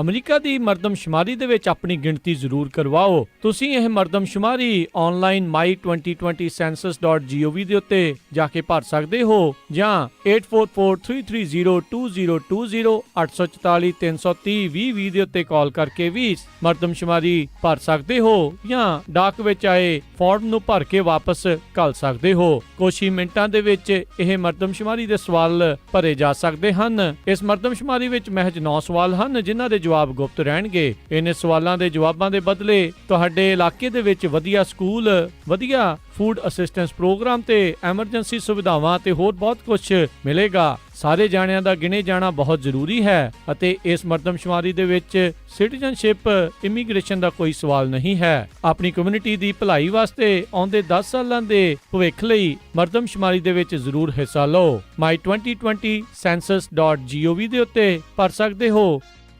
ਭਗਵਾਨ ਨੇ ਅੱਜ ਮੈਂ ਬਹੁਤ ਖੁਸ਼ ਹਾਂ, ਮੇਰੀ ਹੋਈ ਆ ਪ੍ਰਮੋਸ਼ਨ ਤੇ ਅੱਜ ਆਪਾਂ ਚੱਲਾਂਗੇ ਬਹੁਤ ਹੀ ਸਵਾਦ ਤੇ ਵਧੀਆ ਜਿਹਾ ਪੀਜ਼ਾ ਖਾਣ ਦਾ ਓਰੀਜਨਲ ਸ਼ਿਕਾਗੋਜ਼ ਪੀਜ਼ਾ ਐਂਡ ਕਰੀ ਐਲਗਰੋ ਵਾਲਿਆਂ ਦੇ, ਜਿੱਥੇ ਜਾ ਕੇ ਖਾਵਾਂਗੇ ਵੈਜ ਨਾਨ ਵੈਜ ਪੀਜ਼ਾ, ਨਾਲੇ ਤੇਰੇ ਪਸੰਦ ਦੇ ਪਨੀਰ ਪਕੌੜੇ, ਟਿੱਕੀਆਂ ਤੇ ਛੋਲੇ ਭਟੂਰੇ ਵੀ ਮਿਲਦੇ ਆ। The original Chicago's Pizza and Curry, 9308 Elk Grove Boulevard, Suite 100 Elk Grove। Pizza ਬੈਠ ਕੇ ਵੀ ਖਾ ਸਕਦੇ ਹੋ ਅਤੇ ਟੇਕ ਆਊਟ ਵੀ ਕਰਵਾ ਸਕਦੇ ਹੋ ਅਤੇ ਇਹ ਪੀਜ਼ਾਸ ਡਿਲੀਵਰ ਵੀ ਕਰਦੇ ਹਨ, ਜਿੱਥੋਂ ਲੈ ਸਕਦੇ ਹੋ ਹਰ ਇੱਕ ਤਰ੍ਹਾਂ ਦਾ chicken pizza, desi style meat pizza, paneer pizza, veggie pizza ਤੇ ਨਾਨ ਪੀਜ਼ਾ। ਇਸ ਤੋਂ ਇਲਾਵਾ ਬ੍ਰੈਡ ਸਟਿਕਸ, ਵਿੰਗਸ, ਸੈਲਡ ਅਤੇ ਪਾਸਤਾ ਵੀ ਖਾ ਸਕਦੇ ਹੋ ਅਤੇ ਇਹ ਖੁੱਲੇ ਰਹਿੰਦੇ ਹਨ ਸੱਤੋ ਦਿਨ ਸਵੇਰੇ 11 ਵਜੇ ਤੋਂ ਰਾਤੀ 10 ਵਜੇ ਤੱਕ। ਵਧੇਰੇ ਜਾਣਕਾਰੀ ਲਈ ਗੱਲ ਕਰ ਸਕਦੇ ਹੋ 916 478 44 44 916478 4444 ਅਤੇ ਇਹ ਸਾਰੇ ਇਵੈਂਟਸ ਦੇ ਲਈ ਕੇਟਰਿੰਗ ਵੀ ਕਰਦੇ ਹਨ। The original Chicago's Pizza and Curry, Elk Grove।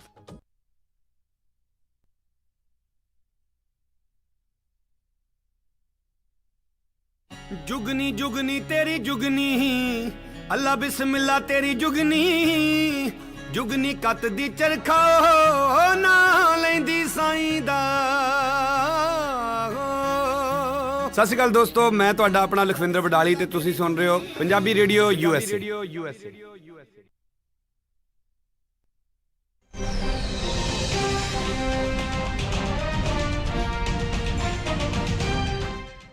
Punjabi radio USA ਸੁਣ ਰਹੇ ਸਾਰੇ ਹੀ ਸਰੋਤਿਆਂ ਨੂੰ ਇੱਕ ਵਾਰੀ ਫਿਰ ਨਿੱਘੀ ਜੀ ਆਇਆਂ ਨੂੰ। ਸਭ ਦਾ ਸਵਾਗਤ ਹੈ। ਸਰੋਤਿਓ, ਪ੍ਰੋਗਰਾਮ ਚੱਲ ਰਿਹਾ ਜੀ ਇਸ ਟਾਈਮ ਖਬਰ ਤੇ ਨਜ਼ਰ, ਤੇ ਆਪਣੇ ਨਾਲ ਜੁੜੇ ਹੋਏ ਨੇ ਮਿੰਟੂ ਗੁਰਸਰੀਆ ਜੀ। ਮਿੰਟੂ ਜੀ, ਜੀ ਆਇਆਂ ਨੂੰ ਸਵਾਗਤ ਹੈ। ਸਤਿ ਸ਼੍ਰੀ ਅਕਾਲ ਜੀ। ਜੀ ਸਤਿ ਸ੍ਰੀ ਅਕਾਲ ਜੀ। ਤੇ ਸਰੋਤਿਓ, ਜੇਕਰ ਤੁਸੀਂ ਵੀ ਜਿਹੜਾ ਇਸ ਪ੍ਰੋਗਰਾਮ ਦੇ ਵਿੱਚ ਕਾਲ ਕਰਕੇ ਆਪਣਾ ਜਿਹੜਾ ਜੀ ਕੋਈ ਸਵਾਲ ਪੁੱਛਣਾ ਚਾਹੁੰਦੇ ਹੋ ਮਿੰਟੂ ਜੀ ਨੂੰ, ਤਾਂ ਉਸ ਦੇ ਲਈ ਕਾਲ ਕਰ ਸਕਦੇ ਹੋ। ਸਟੂਡੀਓ ਦਾ ਨੰਬਰ ਹੈ 408 272 5200 4082725200 ਦੇ ਉੱਤੇ। ਤੇ ਆਓ ਵਾਰੀ ਵਾਰੀ ਸਿਰ ਆਪਣੇ ਜਿਹੜੇ ਸਰੋਤੇ ਉਹਨਾਂ ਦੇ ਨਾਲ ਜਿਹੜੀ ਹੈ ਜੀ ਆਪਾਂ ਗੱਲ ਕਰਦੇ ਹਾਂ ਆਪਣੇ ਅੱਜ ਦੇ ਪਹਿਲੇ ਕਾਲਰ ਆਪਣੇ ਜੁੜੇ ਨੇ ਅਮਨਦੀਪ ਸਿੰਘ ਜੀ। ਸਤਿ ਸ਼੍ਰੀ ਅਕਾਲ ਜੀ ਅਮਨਦੀਪ। ਹਾਂਜੀ ਹੈਲੋ। ਹਾਂਜੀ ਅਮਨਦੀਪ ਜੀ ਸਵਾਲ ਪੁੱਛੋ ਜੀ। ਹਾਂਜੀ ਮੇਰਾ ਸਵਾਲ ਇਹ ਸੀਗਾ ਜੀ ਕਿ 2-3 ਦਿਨ ਤੋਂ ਮੈਂ ਫੇਸਬੁੱਕ ਦੇ ਉੱਪਰ ਇੱਕ ਅਪਡੇਟ ਦੇਖ ਰਿਹਾ ਸੀਗਾ ਜਦੋਂ ਦਾ ਰਾਮ ਮੰਦਿਰ ਉਦਘਾਟਨ ਇਹਨਾਂ ਨੇ ਕੀਤਾ ਹੈ ਜੀ ਕਿ RSS ਦਾ ਜਿਹੜਾ ਮੁਖੀ ਹੈਗਾ ਮੋਹਨ ਭਾਗਵਤ ਜੋ ਵੀ ਨਾਮ ਮੈਨੂੰ ਹੁਣ ਪੂਰਾ ਨਹੀਂ, ਉਹਨਾਂ ਨੇ ਇੱਕ ਕੋਈ ਬੁੱਕ ਲਿਖੀ ਹੈ ਜਾਂ ਉਹਨਾਂ ਨੇ ਲਿਖੀ ਹੈ ਜਾਂ ਕੋਈ ਵਾਇਰਲ ਕਰ ਰਿਹਾ ਹੈ, ਕੁਛ ਇਹਦੇ ਬਾਰੇ ਪਤਾ ਨਹੀਂ ਲੱਗ ਰਿਹਾ ਕਿ ਉਹਨਾਂ ਨੇ ਸ਼੍ਰੇਣੀਆਂ ਬਣਾਈਆਂ ਨੇ ਕਿ ਬ੍ਰਾਹਮਣ ਹੀ ਸਾਰੇ ਅਧਿਕਾਰ ਰੱਖਣਗੇ। ਉਹਦੇ ਵਿੱਚ ਇੱਕ ਸ਼੍ਰੇਣੀ ਹੈਗੀ ਜਿਹੜੀ 4ਥੇ ਨੰਬਰ ਤੇ, ਜਿਹਦੇ ਵਿੱਚ ਸਿੱਖ, ਜੈਨ, ਮੁਸਲਿਮ ਉਹਨਾਂ ਨੂੰ ਕੋਈ ਵੀ ਵੋਟ ਪਾਉਣ ਦੇ ਵਿੱਚ ਅਧਿਕਾਰ। ਕੀ ਇਹ ਸੱਚ ਹੈਗਾ ਜੀ?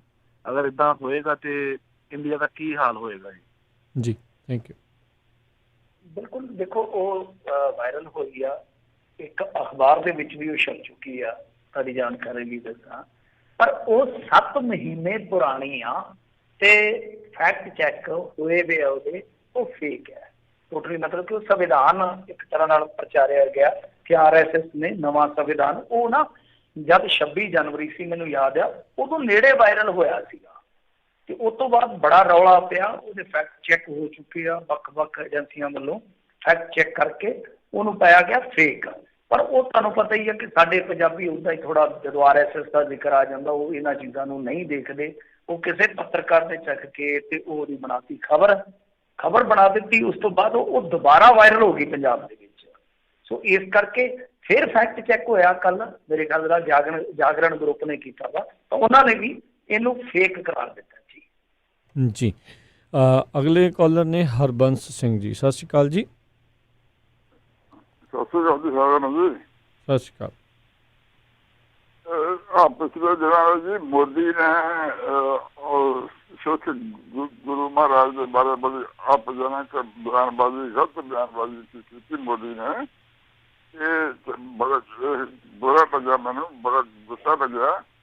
ਇਹ ਬਿਆਨਬਾਜ਼ੀ ਜਿਹੜੀ ਹੈਗੀ ਆ ਇਹ ਉਹ ਨਾ ਜਥੇਦਾਰ ਆ, ਜਥੇਦਾਰਾਂ ਦੇ ਗਾਂ ਤੋਂ ਗਾਂ ਜਥੇਦਾਰ ਉਹ ਵੱਡੇ ਛੋਟੇ ਵੱਡੇ ਇਹਨਾਂ ਨੇ ਜਥੇਬੰਦੀ ਢੰਗ ਨਾਲ ਅੱਜ ਤੱਕ ਕੋਈ ਵੀ ਇਤਰਾਜ਼ ਨਹੀਂ ਕੀਤਾ। ਇਹ ਦੱਸੋ ਜਰਾ ਕੀ ਗੱਲ ਹੈ ਜੀ? ਹਾਂਜੀ ਨਹੀਂ ਦੇਖੋ ਜਥੇਦਾਰ ਜੀ ਨੂੰ ਬੋਲਣਾ ਚਾਹੀਦਾ ਸੀ ਪਰ ਉਹ ਨਹੀਂ ਬੋਲੇ ਇਸ ਮੁੱਦੇ ਤੇ। ਪਰ ਮੈਂ ਤੁਹਾਨੂੰ ਦੱਸ ਦਿੰਦਾ ਕਿ ਇੱਕ ਦਿਨ ਉਹਨਾਂ ਦੀ ਕਥਾ ਆ ਰਹੀ ਸੀਗੀ ਦੀਵਾਨ ਸਾਹਿਬ ਜਿਹੜਾ ਹੈਗਾ ਮੰਜੀ ਸਾਹਿਬ ਦੀਵਾਨ ਹਾਲ ਜੀ। ਹਾਂ ਹਾਂਜੀ ਉੱਥੇ ਵਿੱਚ ਕਥਾ ਲਾਈਵ ਟੈਲੀਕਾਸਟ ਹੁੰਦੀ ਨਾ, ਉਹ ਸੁਣ ਰਿਹਾ ਸੀਗਾ। ਉਹਦੇ ਵਿੱਚ ਪਤਾ ਨਹੀਂ ਹੁਣ ਮਤਲਬ ਜੋ ਚੱਲ ਰਹੀ ਸੀ ਕਥਾ ਸਿਲਸਿਲੇਵਾਰ ਤਰੀਕੇ ਨਾਲ ਚੱਲਦੀ ਹੈ, ਜੋ ਉੱਥੋਂ ਵਾਕ ਆ ਗਿਆ ਉਹਦੇ ਵਿੱਚ ਜਾਂ ਕੋਈ ਇਸ ਤਰ੍ਹਾਂ ਦੀ ਪੰਕਤੀ ਆ ਗਈ, ਮਿਹਨਤ ਨਹੀਂ ਆਈ ਸ਼ਾਇਦ। ਤਾਂ ਉਹ ਫਿਰ ਜਦੋਂ ਉਹਨਾਂ ਨੇ ਖੋਲਿਆ ਉਸ ਸ਼ਬਦ ਨੂੰ ਤਾਂ ਉਹ ਗੱਲ ਲੈ ਗਏ ਫਿਰ ਇੱਥੇ, ਪਤਾ ਨਹੀਂ ਪਹਿਲਾਂ ਹੀ ਸੀ ਜਾਂ ਉਹਨਾਂ ਦੇ ਅਚਨਚੇਤੀ ਜ਼ਹਿਨ ਦੇ ਵਿੱਚ ਆਇਆ ਤਾਂ ਉਹਨਾਂ ਨੇ ਇੱਥੇ ਗੱਲ ਖੋਲੀ ਆ। ਉਹਨਾਂ ਨੇ ਕਿਹਾ ਦੇਖੋ ਕਿਸੇ ਵੀ ਧਰਮ ਦੇ ਵਿੱਚ ਜਿਹੜੇ ਮੂਲ ਗ੍ਰੰਥ ਹੁੰਦੇ ਆ, ਮਤਲਬ ਕਿ ਜਿਹਨਾਂ ਨੂੰ ਧੁਰਕੀ ਬਾਣੀ ਕਿਹਾ ਜਾਂਦਾ ਜਾਂ ਪਰਮਾਤਮਾ ਦੀ ਜਾਂ ਇਲਾਹੀ ਬਾਣੀ ਕਿਹਾ ਜਾਂਦਾ, ਉਹ ਜਿੱਦਾਂ ਸਾਡੇ ਕੋਲ ਹੈ ਸਾਹਿਬ ਗੁਰੂ ਗ੍ਰੰਥ ਸਾਹਿਬ, ਪਰ ਇੱਕ ਸੈਕੰਡਰੀ ਗ੍ਰੰਥ ਹੁੰਦੇ ਆ ਜਿਹੜੇ ਲੇਖਕਾਂ ਵੱਲੋਂ ਵਿਦਵਾਨਾਂ ਵੱਲੋਂ ਲਿਖੇ ਗਏ ਹੁੰਦੇ ਆ, ਉਹਨਾਂ ਨੂੰ ਰੱਦ ਨਹੀਂ ਕੀਤਾ ਜਾ ਸਕਦਾ। ਹਾਂ ਉਹ ਕਹਿੰਦੇ ਆ ਕਿ ਕਈ ਵਾਰ ਰਸਤੇ 'ਚ ਕੰਡੇ ਹੁੰਦੇ ਆ, ਖੱਡੇ ਹੁੰਦੇ ਆ, ਇਹਦਾ ਮਤਲਬ ਇਹ ਨਹੀਂ ਹੈ ਕਿ ਅਸੀਂ ਰਸਤੇ 'ਤੇ ਪਈਏ ਹੀ ਨਾ। ਹੁਣ ਉਹਨਾਂ ਦੇ ਕਹਿਣ ਦਾ ਕੀ ਭਾਵ ਸੀ ਤੁਸੀਂ ਆਪ ਸਮਝੋ। ਮੈਂ ਉਹਨਾਂ ਨੂੰ ਹੂ ਕੋਟ ਕਰ ਰਿਹਾ, ਮੈਨੂੰ ਤੁਹਾਡੀ ਗੱਲ ਤੋਂ ਚੇਤਾ ਆ ਗਿਆ ਕਿਉਂਕਿ ਮੈਂ ਸੁਣ ਰਿਹਾ ਸੀਗਾ ਉਸ ਦਿਨ ਹਾਜ਼ਰੇ, ਤੇ ਉਹ ਮੈਂ ਉਹਨਾਂ ਦੇ ਸ਼ਬਦ ਕੋਟ ਕਰ ਰਿਹਾ ਤੇ ਤੁਸੀਂ ਅਗਾਂਹ ਇਸ ਚੀਜ਼ ਨੂੰ ਖੋਲ ਲਿਓ, ਯਾਨੀ ਉਹ ਕੀ ਕਹਿ ਰਹੇ ਆ ਜਾਂ ਕੀ ਕਹਿਣਾ ਚਾਹੁੰਦੇ ਆ। ਉਹ ਕਹਿੰਦੇ ਆ ਕਿ ਹਾਂ ਠੀਕ ਆ, ਇਹ ਨਹੀਂ ਹੁੰਦਾ ਕਿ ਰਸਤੇ ਦੇ ਵਿੱਚ ਕੰਡੇ ਨਹੀਂ ਹੁੰਦੇ, ਪਰ ਕੰਡੇ ਵੇਖ ਕੇ ਰਸਤੇ ਬਦਲੇ ਨਹੀਂ ਜਾਂਦੇ। ਤਾਂ ਸਿੱਧੇ ਤੌਰ ਤੇ ਸਾਫ਼ ਸੰਕੇਤ ਦੇ ਦਿੱਤਾ ਉਹਨਾਂ ਨੇ ਕਿ ਜਿਹੜੇ ਸੈਕੰਡਰੀ ਗ੍ਰੰਥ ਆ ਵੈਸੇ ਹੁੰਦੇ ਹੀ ਹੈ, ਤੁਹਾਨੂੰ ਪਤਾ ਹੀ ਹੈ ਮੁਸਲਮਾਨ ਭਾਈਚਾਰੇ ਦੇ ਵਿੱਚ ਜੇ ਤੁਸੀਂ ਵੇਖੋਗੇ ਹਮੇਸ਼ਾ, ਜੇ ਤੁਸੀਂ ਸਨਾਤਨ ਧਰਮ ਦੇ ਵਿੱਚ ਵੇਖੋਗੇ ਉਹਨਾਂ ਦੇ ਪ੍ਰਾਣ ਆ ਜਾਂਦੇ, ਸਿਮਰਤੀਆਂ ਆ ਜਾਂਦੀਆਂ ਅੱਗੇ 18 ਸ਼ਾਇਦ ਪੁਰਾਣ ਨੇ, 27 ਦੇ ਕਰੀਬ ਸਿਮਰਤੀਆਂ ਨੇ। ਉਹਨਾਂ ਦੀ ਮਤਲਬ ਕਿ ਬਹੁਤ ਵਿਧੀ ਵਿਧਾਨ ਜਿਹੜੇ ਆ ਧਰਮ ਦੇ ਉਹ ਇਹਨਾਂ ਚੀਜ਼ਾਂ ਦੇ ਵਿੱਚੋਂ ਵੀ ਮਿਲਦੇ ਆ। ਉਹ ਕਹਿੰਦੇ ਕਿ ਜਿਹੜੇ ਸੈਕੰਡਰੀ ਗ੍ਰੰਥ ਆ ਉਹ ਬੇਸ਼ੱਕ ਲਿਖੇ ਲੇਖਕਾਂ ਵੱਲੋਂ, ਬੁੱਧੀਜੀਵੀਆਂ ਵੱਲੋਂ ਹੁੰਦੇ ਆ, ਪਰ ਉਹ ਰੱਦ ਨਹੀਂ ਕੀਤੇ ਜਾ ਸਕਦੇ। ਸੋ ਇਹਦਾ ਮਾਇਨਾ ਹੁਣ ਤੁਸੀਂ ਆਪ ਹੀ ਕੱਢ ਲਓ। ਪਰ ਮੇਰੇ ਖਿਆਲ ਦੇ ਨਾਲ ਉਹਨਾਂ ਨੂੰ ਉਹ ਰਮਾਇਣ ਵਾਲੇ ਐਪੀਸੋਡ ਤੇ ਜ਼ਰੂਰ ਟੀਕਾ ਟਿੱਪਣੀ ਕਰਨੀ ਚਾਹੀਦੀ ਸੀ, ਕਿਉਂਕਿ ਠੀਕ ਹੈ ਚਲੋ ਤੁਸੀਂ ਸੈਕੰਡਰੀ ਗ੍ਰੰਥ ਵੀ ਰੱਖ ਲਓ, ਵੈਸੇ ਬਹਿਸ ਦਾ ਵਿਸ਼ਾ ਮੈਨੂੰ ਹੋਰ ਵਧਾਉਣਾ ਨਹੀਂ ਚਾਹੁੰਦਾ, ਕਿਉਂਕਿ ਤੁਹਾਨੂੰ ਪਤਾ ਹੀ ਹੈ ਸਿੱਖਾਂ ਦੇ ਵਿੱਚ ਦੋ ਧੜੇ ਆ, ਇੱਕ ਮਾਨਤਾ ਦਿੰਦਾ, ਇੱਕ ਨਹੀਂ ਦਿੰਦਾ। ਕੋਈ ਧੜਾ ਵੱਡਾ ਹੋ ਸਕਦਾ, ਕੋਈ ਛੋਟਾ ਹੋ ਸਕਦਾ। ਤਾਰਕਿਕ ਤਰੀਕੇ ਦੇ ਨਾਲ ਇਹ ਬਹਿਸ ਵੀ ਚੱਲ ਰਹੀ ਹੈ, ਬਹੁਤ ਵੱਡੇ ਵੱਡੇ ਵਿਦਵਾਨ ਇਸ ਬਹਿਸ ਦੇ ਵਿੱਚ ਲੱਗੇ ਹੋਏ ਆ। ਪਰ ਗੱਲ ਇਹ ਆ ਕਿ ਦੇਖੋ ਟੀਕਾ ਤੇ ਬਹੁਤ, ਮੈਂ ਅੱਗੇ ਵੀ ਗੱਲ ਕੀਤੀ ਸੀ ਕਿ ਟੀਕਾ ਤੇ ਬਹੁਤ ਸਾਰੀਆਂ ਚੀਜ਼ਾਂ ਦਾ, ਕਿਉਂਕਿ ਜਿਹੜੇ ਹੋਏ ਧਾਰਮਿਕ ਪੁਰਸ਼ ਆ, ਭਾਵੇਂ ਗੁਰੂ ਸਾਹਿਬ ਆ, ਚਾਹੇ ਕਿਸੇ ਹੋਰ ਧਰਮ ਦੇ ਜਿਹੜੇ ਸਨਮਾਨਯੋਗ ਮਹਾਂਪੁਰਸ਼ ਹੋਏ ਆ, ਜਿਹੜੇ ਹੋਈ ਧਾਰਮਿਕ ਮਹਾਂਪੁਰਸ਼, ਤੇ ਉਹਨਾਂ ਨੇ ਧਾਰਮਿਕ ਹੀ ਇਹ ਸਾਰੇ ਕਰਮ ਕਰਨੇ ਆ ਨਾ, ਦੂਜੇ ਤਾਂ ਦੁਨਿਆਵੀ ਕੰਮ ਨਹੀਂ ਕੀਤੇ। ਚਲੋ ਉਹਨਾਂ ਨੇ ਜਿਹੜੇ ਉਹਨਾਂ ਦੇ ਧਰਮ ਦੇ ਕੰਮ ਸੀਗੇ ਆਪਾਂ ਉਹੀ ਗਿਣ ਕੇ ਲੈ ਕੇ ਚੱਲੀਏ। ਚਲੋ ਦੁਨਿਆਵੀ ਵੀ ਗੁਰੂ ਸਾਹਿਬ ਦਾ ਤੁਹਾਨੂੰ ਪਤਾ ਹੀ ਆ ਕਿ ਕਿਸ ਤਰ੍ਹਾਂ ਵਿਚਰੇ ਆ, ਉਹਨਾਂ ਦੀ ਜੀਵਨ ਫਲਸਫਾ ਹੀ ਵੱਖਰਾ ਸੀਗਾ। ਤਾਂ ਕਹਿਣ ਦਾ ਭਾਵ ਇਹ ਹੋਆ ਕਿ ਜਿਹੜੇ ਉਹ ਇੱਕ ਦੂਜੇ ਦੇ ਧਰਮ ਨੂੰ ਅਧਿਐਨ ਕਰਦੇ ਸੀ ਤੇ ਤਦ ਹੀ ਤੇ ਕੋਈ ਟੀਕਾ ਟਿੱਪਣੀ ਕਰਦੇ ਸੀਗੇ ਨਾ, ਕੀ ਸਹੀ ਆ ਕੀ ਗਲਤ ਆ। ਸੋ ਅਧਿਐਨ ਬਹੁਤ ਸਾਰੇ ਮਹਾਂਪੁਰਸ਼ਾਂ ਨੇ ਕੀਤਾ, ਮਾਨਤਾ ਹੈ ਜਾਂ ਨਹੀਂ ਹੈ ਉਹ ਕਲੀਅਰ ਕਰਨ ਦੀ ਜ਼ਰੂਰਤ ਆ ਕਿ ਕੀ ਸਾਡੇ ਗੁਰੂ ਸਾਹਿਬ ਦੀ ਮਾਨਤਾ ਸੀ। ਤਾਂ ਮੇਰੇ ਖਿਆਲ ਦੇ ਨਾਲ ਨਹੀਂ। ਉਹਦੇ ਲਈ ਇੱਕ ਸਾਡੇ ਕੋਲ ਐਗਜ਼ਾਮਪਲ ਆ ਕਿ ਸਿੱਖਾਂ ਦਾ ਸੰਬੰਧ ਕਿਸੇ ਕੁਲ ਨਾਲ ਵੀ ਹੈ ਨਹੀਂਗਾ। ਕਿਉਂਕਿ ਬਹੁਤ ਸਾਰੇ ਗੁਰੂ ਸਾਹਿਬ, ਜਿੱਦਾਂ ਲਓ 3-4 ਗੁਰੂ ਸਾਹਿਬ ਹੋਣਗੇ, ਮੈਨੂੰ ਕਰੈਕਟ ਕਰ ਦਿਓ ਜਿੱਥੇ ਮੈਂ ਗਲਤ ਹੋਇਆ, ਉਹਨਾਂ ਦੇ ਬੱਚੇ ਉਹਨਾਂ ਦੇ ਸਿਧਾਂਤਾਂ ਤੇ ਨਹੀਂ ਚੱਲੇ, ਗੁਰੂ ਸਾਹਿਬ ਦੇ ਸਿਧਾਂਤਾਂ ਤੇ, ਤਾਂ ਸਿੱਖਾਂ ਦਾ ਉਹਨਾਂ ਦੇ ਨਾਲ ਕੋਈ ਸੰਬੰਧ ਨਹੀਂ ਹੈਗਾ, ਕੋਈ ਸੰਬੰਧ ਨਹੀਂ ਹੈ। ਆਪਾਂ ਉਦਾਹਰਨ ਲੈ ਲਈਏ, ਮੇਨਲੀ ਉਦਾਹਰਨ ਇਹੀ ਗੁਰੂ ਨਾਨਕ ਸਾਹਿਬ ਦੀ ਆਪਾਂ ਲੈ ਸਕਦੇ ਹਾਂ ਕਿ ਉਹਨਾਂ ਦੇ ਸਪੁੱਤਰਾਂ ਦੇ ਨਾਲ ਸਿੱਖਾਂ ਦਾ ਕੋਈ ਹੈ ਸੰਬੰਧ ਨਾ, ਸਿੱਧਾ ਗੁਰੂ ਸਾਹਿਬ ਨਾਲ ਲਿਆ, ਸਿੱਧਾ ਗੁਰੂ ਸਾਹਿਬ ਨਾਲ ਲਿਆ। ਸੋ ਕਹਿਣ ਦਾ ਮਤਲਬ ਕਿ ਇਹੋ ਜਿਹੀਆਂ ਚੀਜ਼ਾਂ ਜੇ ਸਾਡੇ ਵਰਗਾ ਸਧਾਰਨ ਬੰਦਾ ਸਮਝਦਾ ਹੈ ਤੇ ਥੋੜੀਆਂ ਖੋਲ ਰਿਹਾ, ਅੱਜ ਦਾ ਨੌਜਵਾਨ ਵੀ ਖੋਲ ਰਿਹਾ, ਤੇ ਜਥੇਦਾਰ ਸਾਹਿਬ ਨੂੰ ਗੁੰਝਲਦਾਰ ਗੱਲ ਕਰਨ ਦੀ ਥਾਂ ਤੇ ਥੋੜੀ ਸਿੱਧੀ ਸਪਸ਼ਟ ਕਰ ਦੇਣੀ ਚਾਹੀਦੀ ਸੀ ਤਾਂ ਕਿ ਥੋੜੀ ਹੋਰ ਸੇਧ ਮਿਲ ਜਾਵੇ। ਜੀ ਅਗਲੇ ਕਾਲਰ ਆਪਣੇ ਨਾਲ ਜੁੜੇ ਨੇ ਦੀਪਿੰਦਰ। ਸਤਿ ਸ਼੍ਰੀ ਅਕਾਲ। ਹਾਂਜੀ ਸਤਿ ਸ਼੍ਰੀ ਅਕਾਲ ਜੀ। ਸਤਿ ਸ਼੍ਰੀ ਅਕਾਲ। ਸਤਿ ਸ਼੍ਰੀ ਅਕਾਲ ਮਿੰਟੂ ਜੀ, ਮੈਂ ਇੱਕ ਸਵਾਲ ਪੁੱਛਣਾ ਸੀ। ਆਪਣੇ ਪੰਜਾਬ 'ਚ ਲੋਕਾਂ ਨੂੰ ਆਰਗੈਨਿਕ ਫਾਰਮਿੰਗ ਬਾਰੇ ਕਿੰਨੀ ਕੁ ਅਵੇਅਰਨੈਸ ਹੈਗੀ ਹੈ? ਜਿਵੇਂ ਹੁਣ ਆਪਣੇ ਦਿਨੋਂ ਦਿਨ ਜ਼ਮੀਨਾਂ ਤਾਂ ਘੱਟ ਰਹੀਆਂ, ਉੱਥੇ ਆਰਗੈਨਿਕ ਫਾਰਮਿੰਗ ਕਰਨੀ ਤੇ ਆਰਗੈਨਿਕ ਫਾਰਮਿੰਗ ਕਰਨੀ ਸੌਖੀ ਹੈ, ਉਹਦੇ ਪ੍ਰਾਈਸ ਵੀ ਜ਼ਿਆਦਾ ਹੁੰਦੇ। ਆਪਣੇ ਰਾਜ ਕਰਨਵੀਰ ਸਿੰਘ ਜੀ ਨੂੰ ਤਾਂ ਪਤਾ ਹੀ ਹੋਣਾ, ਖਾਸ ਕਰਕੇ ਸਾਡੇ US 'ਚ ਜਿਹੜੀ ਕੋਈ ਆਰਗੈਨਿਕ ਚੀਜ਼ ਆ ਉਹ ਨਾਰਮਲ ਨਾਲੋਂ ਦੁੱਗਣੀ ਤਿੱਗਣੀ ਮਹਿੰਗੀ ਹੁੰਦੀ ਹੈ। ਤੇ ਜੱਟਾਂ ਨੂੰ ਅਵੇਅਰਨੈਸ ਹੈ ਘੱਟੋ ਘੱਟ, ਚਲੋ ਕਮਰਸ਼ੀਅਲ ਤੌਰ ਤੇ ਤਾਂ ਨਾ ਆਪਦੇ ਖਾਣ ਜੋਗੀ ਜਿਹੜੀ ਕਣਕ ਬੀਜਣੀ ਆ ਜਾਂ ਹੋਰ ਸਬਜ਼ੀਆਂ ਬੀਜਣੀਆਂ, ਉਹਨਾਂ ਤੇ ਦੇਸੀ ਖਾਦਾਂ ਪਾਉਣ ਜਾਂ ਸਪਰੇਆਂ ਘੱਟ ਕਰਨ। ਮੈਂ ਇੱਕ ਬੰਦੇ ਦੀ ਇੰਟਰਵਿਊ ਦੇਖ ਰਿਹਾ ਸੀ, ਉਹ ਮਹਿਮੇ ਸਰਜੇ ਦਾ ਸੀਗਾ, ਤੇ ਉਹ ਕਹਿੰਦਾ ਮੈਂ ਬਠਿੰਡੇ ਰੋਜ਼ ਆਹ ਸਾਗ ਤੇ ਆਹ ਮੇਥੀ ਵਗੈਰਾ ਉਹ ਗੁੱਟੀਆਂ ਬਣਾ ਕੇ ਵੇਚਦਾ। ਕਹਿੰਦਾ ਮੈਂ ਟੋਟਲ ਆਰਗੈਨਿਕ ਕਰਦਾ। 60 ਸਾਲਾਂ ਦਾ ਬੰਦਾ ਸੀਗਾ, ਕਹਿੰਦਾ ਕੋਈ ਸਪਰੇਅ ਨਹੀਂ, ਜੇ ਨਿੰਮ ਦੇ ਪਾਣੀ ਦੀ ਸਪਰੇਅ ਕਰਦਾ, ਤੇ ਕਹਿੰਦਾ ਮੈਂ 70-80 ਹਜ਼ਾਰ ਰੁਪਇਆ 1 ਕਿੱਲੇ ਚੋਂ ਕਮਾ ਲੈਂਦਾ। ਜੀ ਥੈਂਕ ਯੂ ਜੀ ਮਿੰਟੂ ਜੀ। ਬਿਲਕੁਲ ਜੀ, ਬਿਲਕੁਲ। ਅਸੀਂ ਆਪ ਕਣਕ ਲੈਂਦੇ ਹਾਂ ਜਿਹੜੀ ਉਹ ਦੁੱਗਣੀ ਰੇਟ ਤੇ ਲੈਂਦੇ ਆ। ਮੈਂ ਤੁਹਾਨੂੰ ਇੰਟਰਸਟਿੰਗ ਚੀਜ਼ ਦੱਸਦਾ ਕਿ ਜਿਹੜੇ ਬਾਦਲ ਫੈਮਿਲੀ ਵਾਲੇ ਆ ਨਾ, ਬਹੁਤੀ ਖੇਤੀ ਆਰਗੈਨਿਕ ਕਰਦੇ ਆ। ਤੁਸੀਂ ਕਦੇ ਆਇਓ ਮੇਰੇ ਵੱਲ, ਆਇਓ ਮੇਰੇ ਗੁਰੂ ਸਰ ਆਇਓ, ਮੈਂ ਤੁਹਾਨੂੰ ਦਿਖਾ ਕੇ ਲਿਆਉਂ। ਇਹਨਾਂ ਦੇ ਫਾਰਮ ਆ, ਮਨਪ੍ਰੀਤ ਸਿੰਘ ਬਾਦਲ ਦਾ ਵੀ ਆਪਣਾ ਫਾਰਮ ਆ, ਸੁਖਬੀਰ ਸਿੰਘ ਬਾਦਲ ਹੋਰਾਂ ਦਾ ਤੇ ਬਹੁਤ ਵੱਡਾ ਫਾਰਮ ਆ। ਤੇ ਉੱਥੇ ਜਾਈਏ ਤਾਂ ਦੱਸਦੇ ਆ ਇਹਨਾਂ ਦੇ ਜਿਹੜੇ ਉੱਥੇ ਬਿਠਾਏ ਮੈਨੇਜਰ ਲਾ ਲਓ, ਮਾਲੀ ਵਗੈਰਾ ਲਾ ਲਓ, ਕਿ ਬਹੁਤ ਸਾਰੀ ਖੇਤੀ ਆਰਗੈਨਿਕ ਆ। ਪਰ ਮੈਂ ਹੈਰਾਨ ਆ ਕਿ ਕਦੇ ਲੰਬੀ ਹਲਕੇ ਜਾ ਕੇ ਵੱਡੇ ਬਾਦਲ ਸਾਹਿਬ ਨੇ ਵੀ ਆਖਿਆ ਨਹੀਂਗਾ ਕਿਸਾਨਾਂ ਨੂੰ ਕਿ ਭਾਈ ਇਸ ਪਾਸੇ ਮੋੜਾ ਕੱਟੋ। ਤਾਂ ਤੁਸੀਂ ਆਪ ਹੀ ਅੰਦਾਜ਼ਾ ਲਾ ਲਓ ਕਿ ਜਿੱਥੇ ਸਰਕਾਰਾਂ ਇੰਨੀਆਂ ਵੇਸਲੀਆਂ ਹੋਣ, ਉੱਥੇ ਇਹ ਲੋਕਾਂ 'ਚ ਕੀ ਜਾਗਰਤੀ ਹੋਊਗੀ। ਸਾਡੇ ਮੁਕਤਸਰ ਜ਼ਿਲ੍ਹੇ ਦੇ ਵਿੱਚ ਇੱਕੋ ਇੱਕ ਬੰਦਾ ਹੈ ਜਿਹਨੇ ਆਰਗੈਨਿਕ ਖੇਤੀ ਵੱਲ ਮੋੜਾ ਕੱਟਿਆ ਔਰ ਬਹੁਤ ਸਫਲ ਹੋਇਆ। ਉਹ ਸੀਗਾ ਵਕੀਲ, ਮੇਰਾ ਮਿੱਤਰ ਹੈ ਕਮਲਜੀਤ ਸਿੰਘ ਹੇਅਰ, ਜਿਹੜਾ ਕਿ ਪੂਰੇ ਇੰਡੀਆ 'ਚ ਇਸ ਵੇਲੇ ਫੇਮਸ ਹੈ। ਉਹਨੇ ਵਕਾਲਤ ਦਾ ਭਰਿਆ ਕੈਰੀਅਰ ਛੱਡਤਾ, ਪਹਿਲਾਂ ਦਾਦਾ ਉਹ ਗੁਜ਼ਰਿਆ, ਉਹਦਾ ਕਾਫੀ ਵਡੇਰਾ ਕੀਤੀ, ਉਹ ਘੱਟ ਉਮਰ 'ਚ ਚਲ ਗਿਆ, ਭਰਾ ਯੰਗ ਉਮਰ 'ਚ ਚਲ ਗਿਆ, ਮਤਲਬ ਕਿ ਬਿਮਾਰੀ ਦੇ ਕਰਕੇ। ਤਾਂ ਉਹਨੇ ਆਪਣੀ ਚੇਤਨਾ ਦੇ ਵਿੱਚ ਇਹ ਚੀਜ਼ ਜਿਹੜੀ ਹੈ ਨਾ ਉਹ ਵਸਾਈ ਕਿ ਕੁਛ ਨਾ ਕੁਛ ਕਾਰਨ ਤੇ ਹੈ, ਤਾਂ ਕਾਰਨ ਲੱਭਿਆ ਤਾਂ ਖੁਰਾਕ ਸੀ। ਉਹਨਾਂ ਨੇ ਇੱਧਰ ਨੂੰ ਮੋੜਾ ਕੱਟਿਆ। ਪਰ ਸਾਡੇ ਜ਼ਿਲ੍ਹੇ 'ਚ ਕੋਈ ਉਸ ਤੋਂ ਬਾਅਦ ਕੋਈ ਇਸ ਤਰ੍ਹਾਂ ਦੀ ਆਰਗੈਨਿਕ ਫਾਰਮਿੰਗ ਕਰਦਾ ਮੈਂ ਦੇਖਿਆ ਨਹੀਂ ਹੈ। ਤਾਂ ਇਹ ਜਾਗਰਤੀ ਕਿਹਨੇ ਲਿਆਉਣੀ ਹੈ? ਜਾਗਰਤੀ ਜੇ ਤੁਸੀਂ ਦੇਖੋਗੇ ਨਾ, ਇੱਕ ਸਟੇਟ ਹੈ ਮੇਰੇ ਖਿਆਲ ਦੇ ਨਾਲ ਆਂਧਰਾ, ਤੁਸੀਂ ਹੁਣੇ ਸਰਚ ਕਰਿਓ, ਤੁਸੀਂ ਕਰਿਓ ਰਾਜ ਕਰਨਵੀਰ ਸਿੰਘ ਜੀ, ਤੁਸੀਂ ਆਨਲਾਈਨ ਹੋਵੋਗੇ ਜੀ। ਤਾਂ ਆਂਧਰਾ ਸ਼ਾਇਦ ਉਹਨਾਂ ਨੇ ਬਹੁਤ ਸਾਰਾ ਰਕਬਾ ਆਰਗੈਨਿਕ ਖੇਤੀ ਹੈ, ਆਂਧਰਾ ਜਾਂ MP ਆ, ਇਹਨਾਂ ਦੋਨਾਂ 'ਚ ਹੋਏਗਾ। ਉਹਨਾਂ ਦਾ ਤੁਸੀਂ ਰਕਬਾ ਦੇਖੋ, ਉਹਨਾਂ ਨੇ ਕਿੰਨਾ ਵਧਾਇਆ, ਮੈਂ ਵੀ ਆਂਧਰਾ ਹੋਏਗਾ। ਤਾਂ ਯਾਨੀ ਕਹਿਣ ਦਾ ਮਤਲਬ ਕਿ ਸਰਕਾਰਾਂ ਉੱਥੇ ਸਹਿਯੋਗ ਕਰਦੀਆਂ। ਸਾਡੀਆਂ ਸਰਕਾਰਾਂ ਤੇ ਕਿਸਾਨ ਨੂੰ ਹਾਲੇ ਤੱਕ ਇਹ ਸੁਚੇਤ ਹੀ ਨਹੀਂ ਕਰ ਸਕੀਆਂ ਕਿ ਭਾਈ ਅਸੀਂ ਆਪਣੀ ਜ਼ਮੀਨ ਵੀ ਬਿਮਾਰ ਕਰ ਰਹੇ ਹਾਂ, ਅਸੀਂ ਆਪਣਾ ਸਰੀਰ ਵੀ ਬਿਮਾਰ ਕਰ ਰਹੇ ਹਾਂ। ਬਿਲਕੁਲ ਮੈਂ ਤੁਹਾਡੀ ਗੱਲ ਨਾਲ ਕਲਰ ਸਾਹਿਬ ਬਿਲਕੁਲ ਸਹਿਮਤ ਹਾਂ, ਔਰ ਮੈਂ ਕਹਿੰਦਾ ਕਿ ਇਹੋ ਜਿਹੀ ਡਿਸਕਸ਼ਨ ਸਾਨੂੰ ਕਰਨੀ ਚਾਹੀਦੀ ਆ ਤਾਂ ਕਿ ਅਸੀਂ ਆਪਣੇ ਰਿਸ਼ਤੇਦਾਰਾਂ ਨੂੰ ਵੀ ਦੱਸ ਸਕੀਏ ਕਿ ਜਿਹੜੀ ਸਾਡੀ ਵਿਰਾਸਤੀ ਖੇਤੀ ਆ ਉਹ ਇੱਕ ਸਾਨੂੰ ਮੁਨਾਫਾ ਵੀ ਦੇਵੇਗੀ, ਸਾਡੀ ਜ਼ਮੀਨਾਂ ਦਾ ਜਿਹੜਾ ਉਪਜਾਊਪਣ ਆ ਉਹ ਵੀ ਬਚਾਏਗੀ, ਔਰ ਪਲੱਸ ਜਿਹੜੀ ਸਭ ਤੋਂ ਵੱਡੀ ਚੀਜ਼ ਆ ਸਾਨੂੰ ਸਿਹਤ ਤਾਂ ਮੋੜੇਗੀ।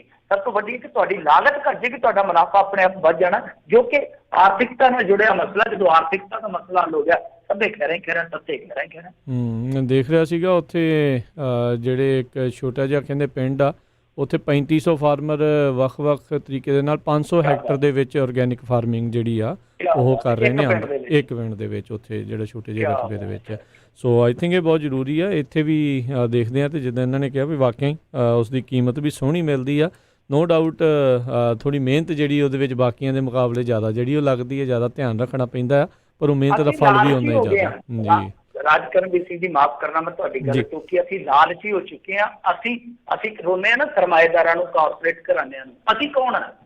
ਅਸੀਂ ਮਤਲਬ ਕਿ ਤੁਸੀਂ ਦੇਖੋ 60 ਦੇ ਦਹਾਕੇ 'ਚ 70 ਦੇ ਦਹਾਕੇ 'ਚ ਜਿਹੜੇ ਸਾਡੇ ਬਜ਼ੁਰਗ ਸੀ ਕਿੰਨੇ ਸਬਰ ਸਬੂਰੀ ਨਾਲ ਰਹਿੰਦੇ ਸੀ। ਉਦੋਂ ਕਿੱਲੇ 'ਚੋਂ ਕੁਛ ਮਤਲਬ ਕਿ ਕਿਲੋ ਜਾਂ ਫੇਰ ਕੁਛ ਦਾਣੇ ਹੁੰਦੇ ਸੀ, ਗੁਜ਼ਾਰਾ ਕਰਦੇ ਸਨ, ਮੋਟਾ ਅਨਾਜ ਖਾਂਦੇ ਸੀ, ਜਵਾਰ ਦਾ, ਬਾਜਰੇ ਦਾ, ਤੇ ਤੰਦਰੁਸਤ ਵੀ ਸੀਗੇ। ਫਿਰ ਅਸੀਂ ਰਸਾਇਣਿਕ ਖੇਤੀ ਕਰਨੀ ਸ਼ੁਰੂ ਕਰ ਦਿੱਤੀ, ਸਾਡਾ ਲੋਭ ਇੰਨਾ ਵੱਧ ਗਿਆ, ਅੱਜ ਅਸੀਂ ਚਾਹੁੰਦੇ ਹਾਂ ਕਿ ਕਿੱਲੇ 'ਚੋਂ 100 ਮਣ ਕਣਕ ਨਿਕਲ ਪਵੇ, ਤੇ ਉਦੋਂ ਰੇਟ ਤੇ ਅੱਜ ਦਾ ਰੇਟ ਦਾ ਵੀ ਦੇਖ ਲਓ ਫਰਕ ਆ। ਯਾਨੀ ਸਾਡਾ ਵੀ ਲਾਲਚ ਹੈ ਇਹਦੇ 'ਚ ਕਿ ਜੇ ਇੱਕ ਸਾਲ ਆਰਗੈਨਿਕ ਖੇਤੀ ਕਰਕੇ ਮੰਨ ਲਓ ਤੁਹਾਡਾ ਝਾੜ 60 ਤੋਂ 20 ਵੀ ਆ ਜਾਂਦਾ, ਉਹਨਾਂ ਨਾਲ ਤੁਹਾਡਾ ਪ੍ਰੋਫਿਟ ਜੁੜ ਜਾਣਾ, ਤਾਂ ਹੌਲੀ ਹੌਲੀ ਉਹ ਜਿਹੜਾ ਤੁਹਾਡਾ ਰਸਾਇਣ ਹੈ ਉਹ ਖਤਮ ਹੋ ਕੇ ਉਹਦਾ ਅਸਰ ਤੁਹਾਡੀ ਆਰਗੈਨਿਕ ਯਾਨੀ ਵਿਰਾਸਤੀ ਖੇਤੀ ਹੈ ਜਿਹੜੀ ਉਹ ਚੜ੍ਹਦੀ ਜਾਣੀ ਆ। ਤਾਂ ਜੇ 60 ਦੀ ਜਗ੍ਹਾ ਤੁਹਾਡੇ ਕੋਲ 35-40 ਵੀ ਝਾੜ ਹੋ ਜਾਂਦਾ ਕਣਕ ਦਾ, ਤਦ ਵੀ ਤੁਸੀਂ ਬਹੁਤ ਜ਼ਿਆਦਾ ਫਾਇਦਾ ਕੱਟ ਲਓਗੇ। ਜੀ ਹੁਣ ਤਾਂ ਅਫਸੋਸ ਵਾਲੀ ਗੱਲ ਆ ਵੀ ਆਪਣੇ ਪੰਜਾਬੀਆਂ ਨੂੰ ਤਾਂ ਹੁਣ ਬੀਜ ਤਿਆਰ ਕਰਨਾ ਵੀ ਨਹੀਂ ਆਉਂਦਾ। ਅਗਲੀ ਜਿਹੜੀ ਫਸਲ ਵਾਸਤੇ ਉਹ ਵੀ ਹੁਣ ਗਾਂਹ ਹੀ ਜਾਣਾ ਪੈਂਦਾ ਵੀ ਖਰੀਦ ਕੇ ਲੈ ਆਓ। ਬੀਜ ਤਾਂ ਦੇਖੋ ਨਸ਼ਟ ਕਰ ਦਿੱਤੇ ਇਹਨਾਂ ਨੇ, ਬੀਜ ਤਾਂ ਨਸ਼ਟ ਕਰ ਦਿੱਤੇ। ਮੈਂ ਦੇਖੋ ਗੱਲ ਇਹ, ਮੈਂ ਨਿੱਕਾ ਹੋ ਜਾ ਜਦੋਂ ਹੁੰਦਾ ਸੀਗਾ ਜੀ, ਕਿਉਂਕਿ ਮੈਂ ਹੁਣ ਵੀ ਖੇਤਾਂ 'ਚ ਹੀ ਰਹਿਣਾ, ਮੈਂ ਤੁਹਾਡੀ ਜਾਣਕਾਰੀ ਦੱਸਿਆ, ਜਦੋਂ ਵੀ ਕਿਤੇ ਕੋਈ ਆਵੇ ਆਪਣਾ ਕੋਈ ਵੀ ਲਿਸਨਰ ਇੱਧਰੋਂ ਜ਼ਰੂਰ ਆਇਓ। ਤਾਂ ਦੇਖੋ ਹੁੰਦਾ ਕੀ ਸੀ, ਸਾਡੇ ਕੋਲ ਬਰਸੀਨ ਦਾ ਬੀਜ, ਜਵੀ ਦਾ ਬੀਜ, ਨਰਮੇ ਦਾ ਬੀਜ, ਕਣਕ ਦਾ ਬੀਜ, ਜਵਾਰ ਦਾ ਬੀਜ, ਕਿਹੜਾ ਬੀਜ ਸੀ ਜਿਹੜਾ ਸਾਡੇ ਕੋਲ ਵੀ ਸੀ? ਦੇਸੀ ਖਾਕੀ ਕਪਾਹ ਬੀਜਦੇ ਰਹੇ ਅਸੀਂ। ਰਾਜਕਰਨਵੀਰ ਸਿੰਘ ਜੀ, ਅੱਜ ਦੇ ਮੁੰਡਿਆਂ ਨੂੰ ਪੁੱਛ ਲਓ ਤੁਸੀਂ ਜਿਹੜੇ ਵਾਹੀ ਕਰਦੇ ਕਿ ਖਾਕੀ ਕਪਾਹ ਤੁਸੀਂ ਦੇਖੀ ਹੈ ਕਦੇ?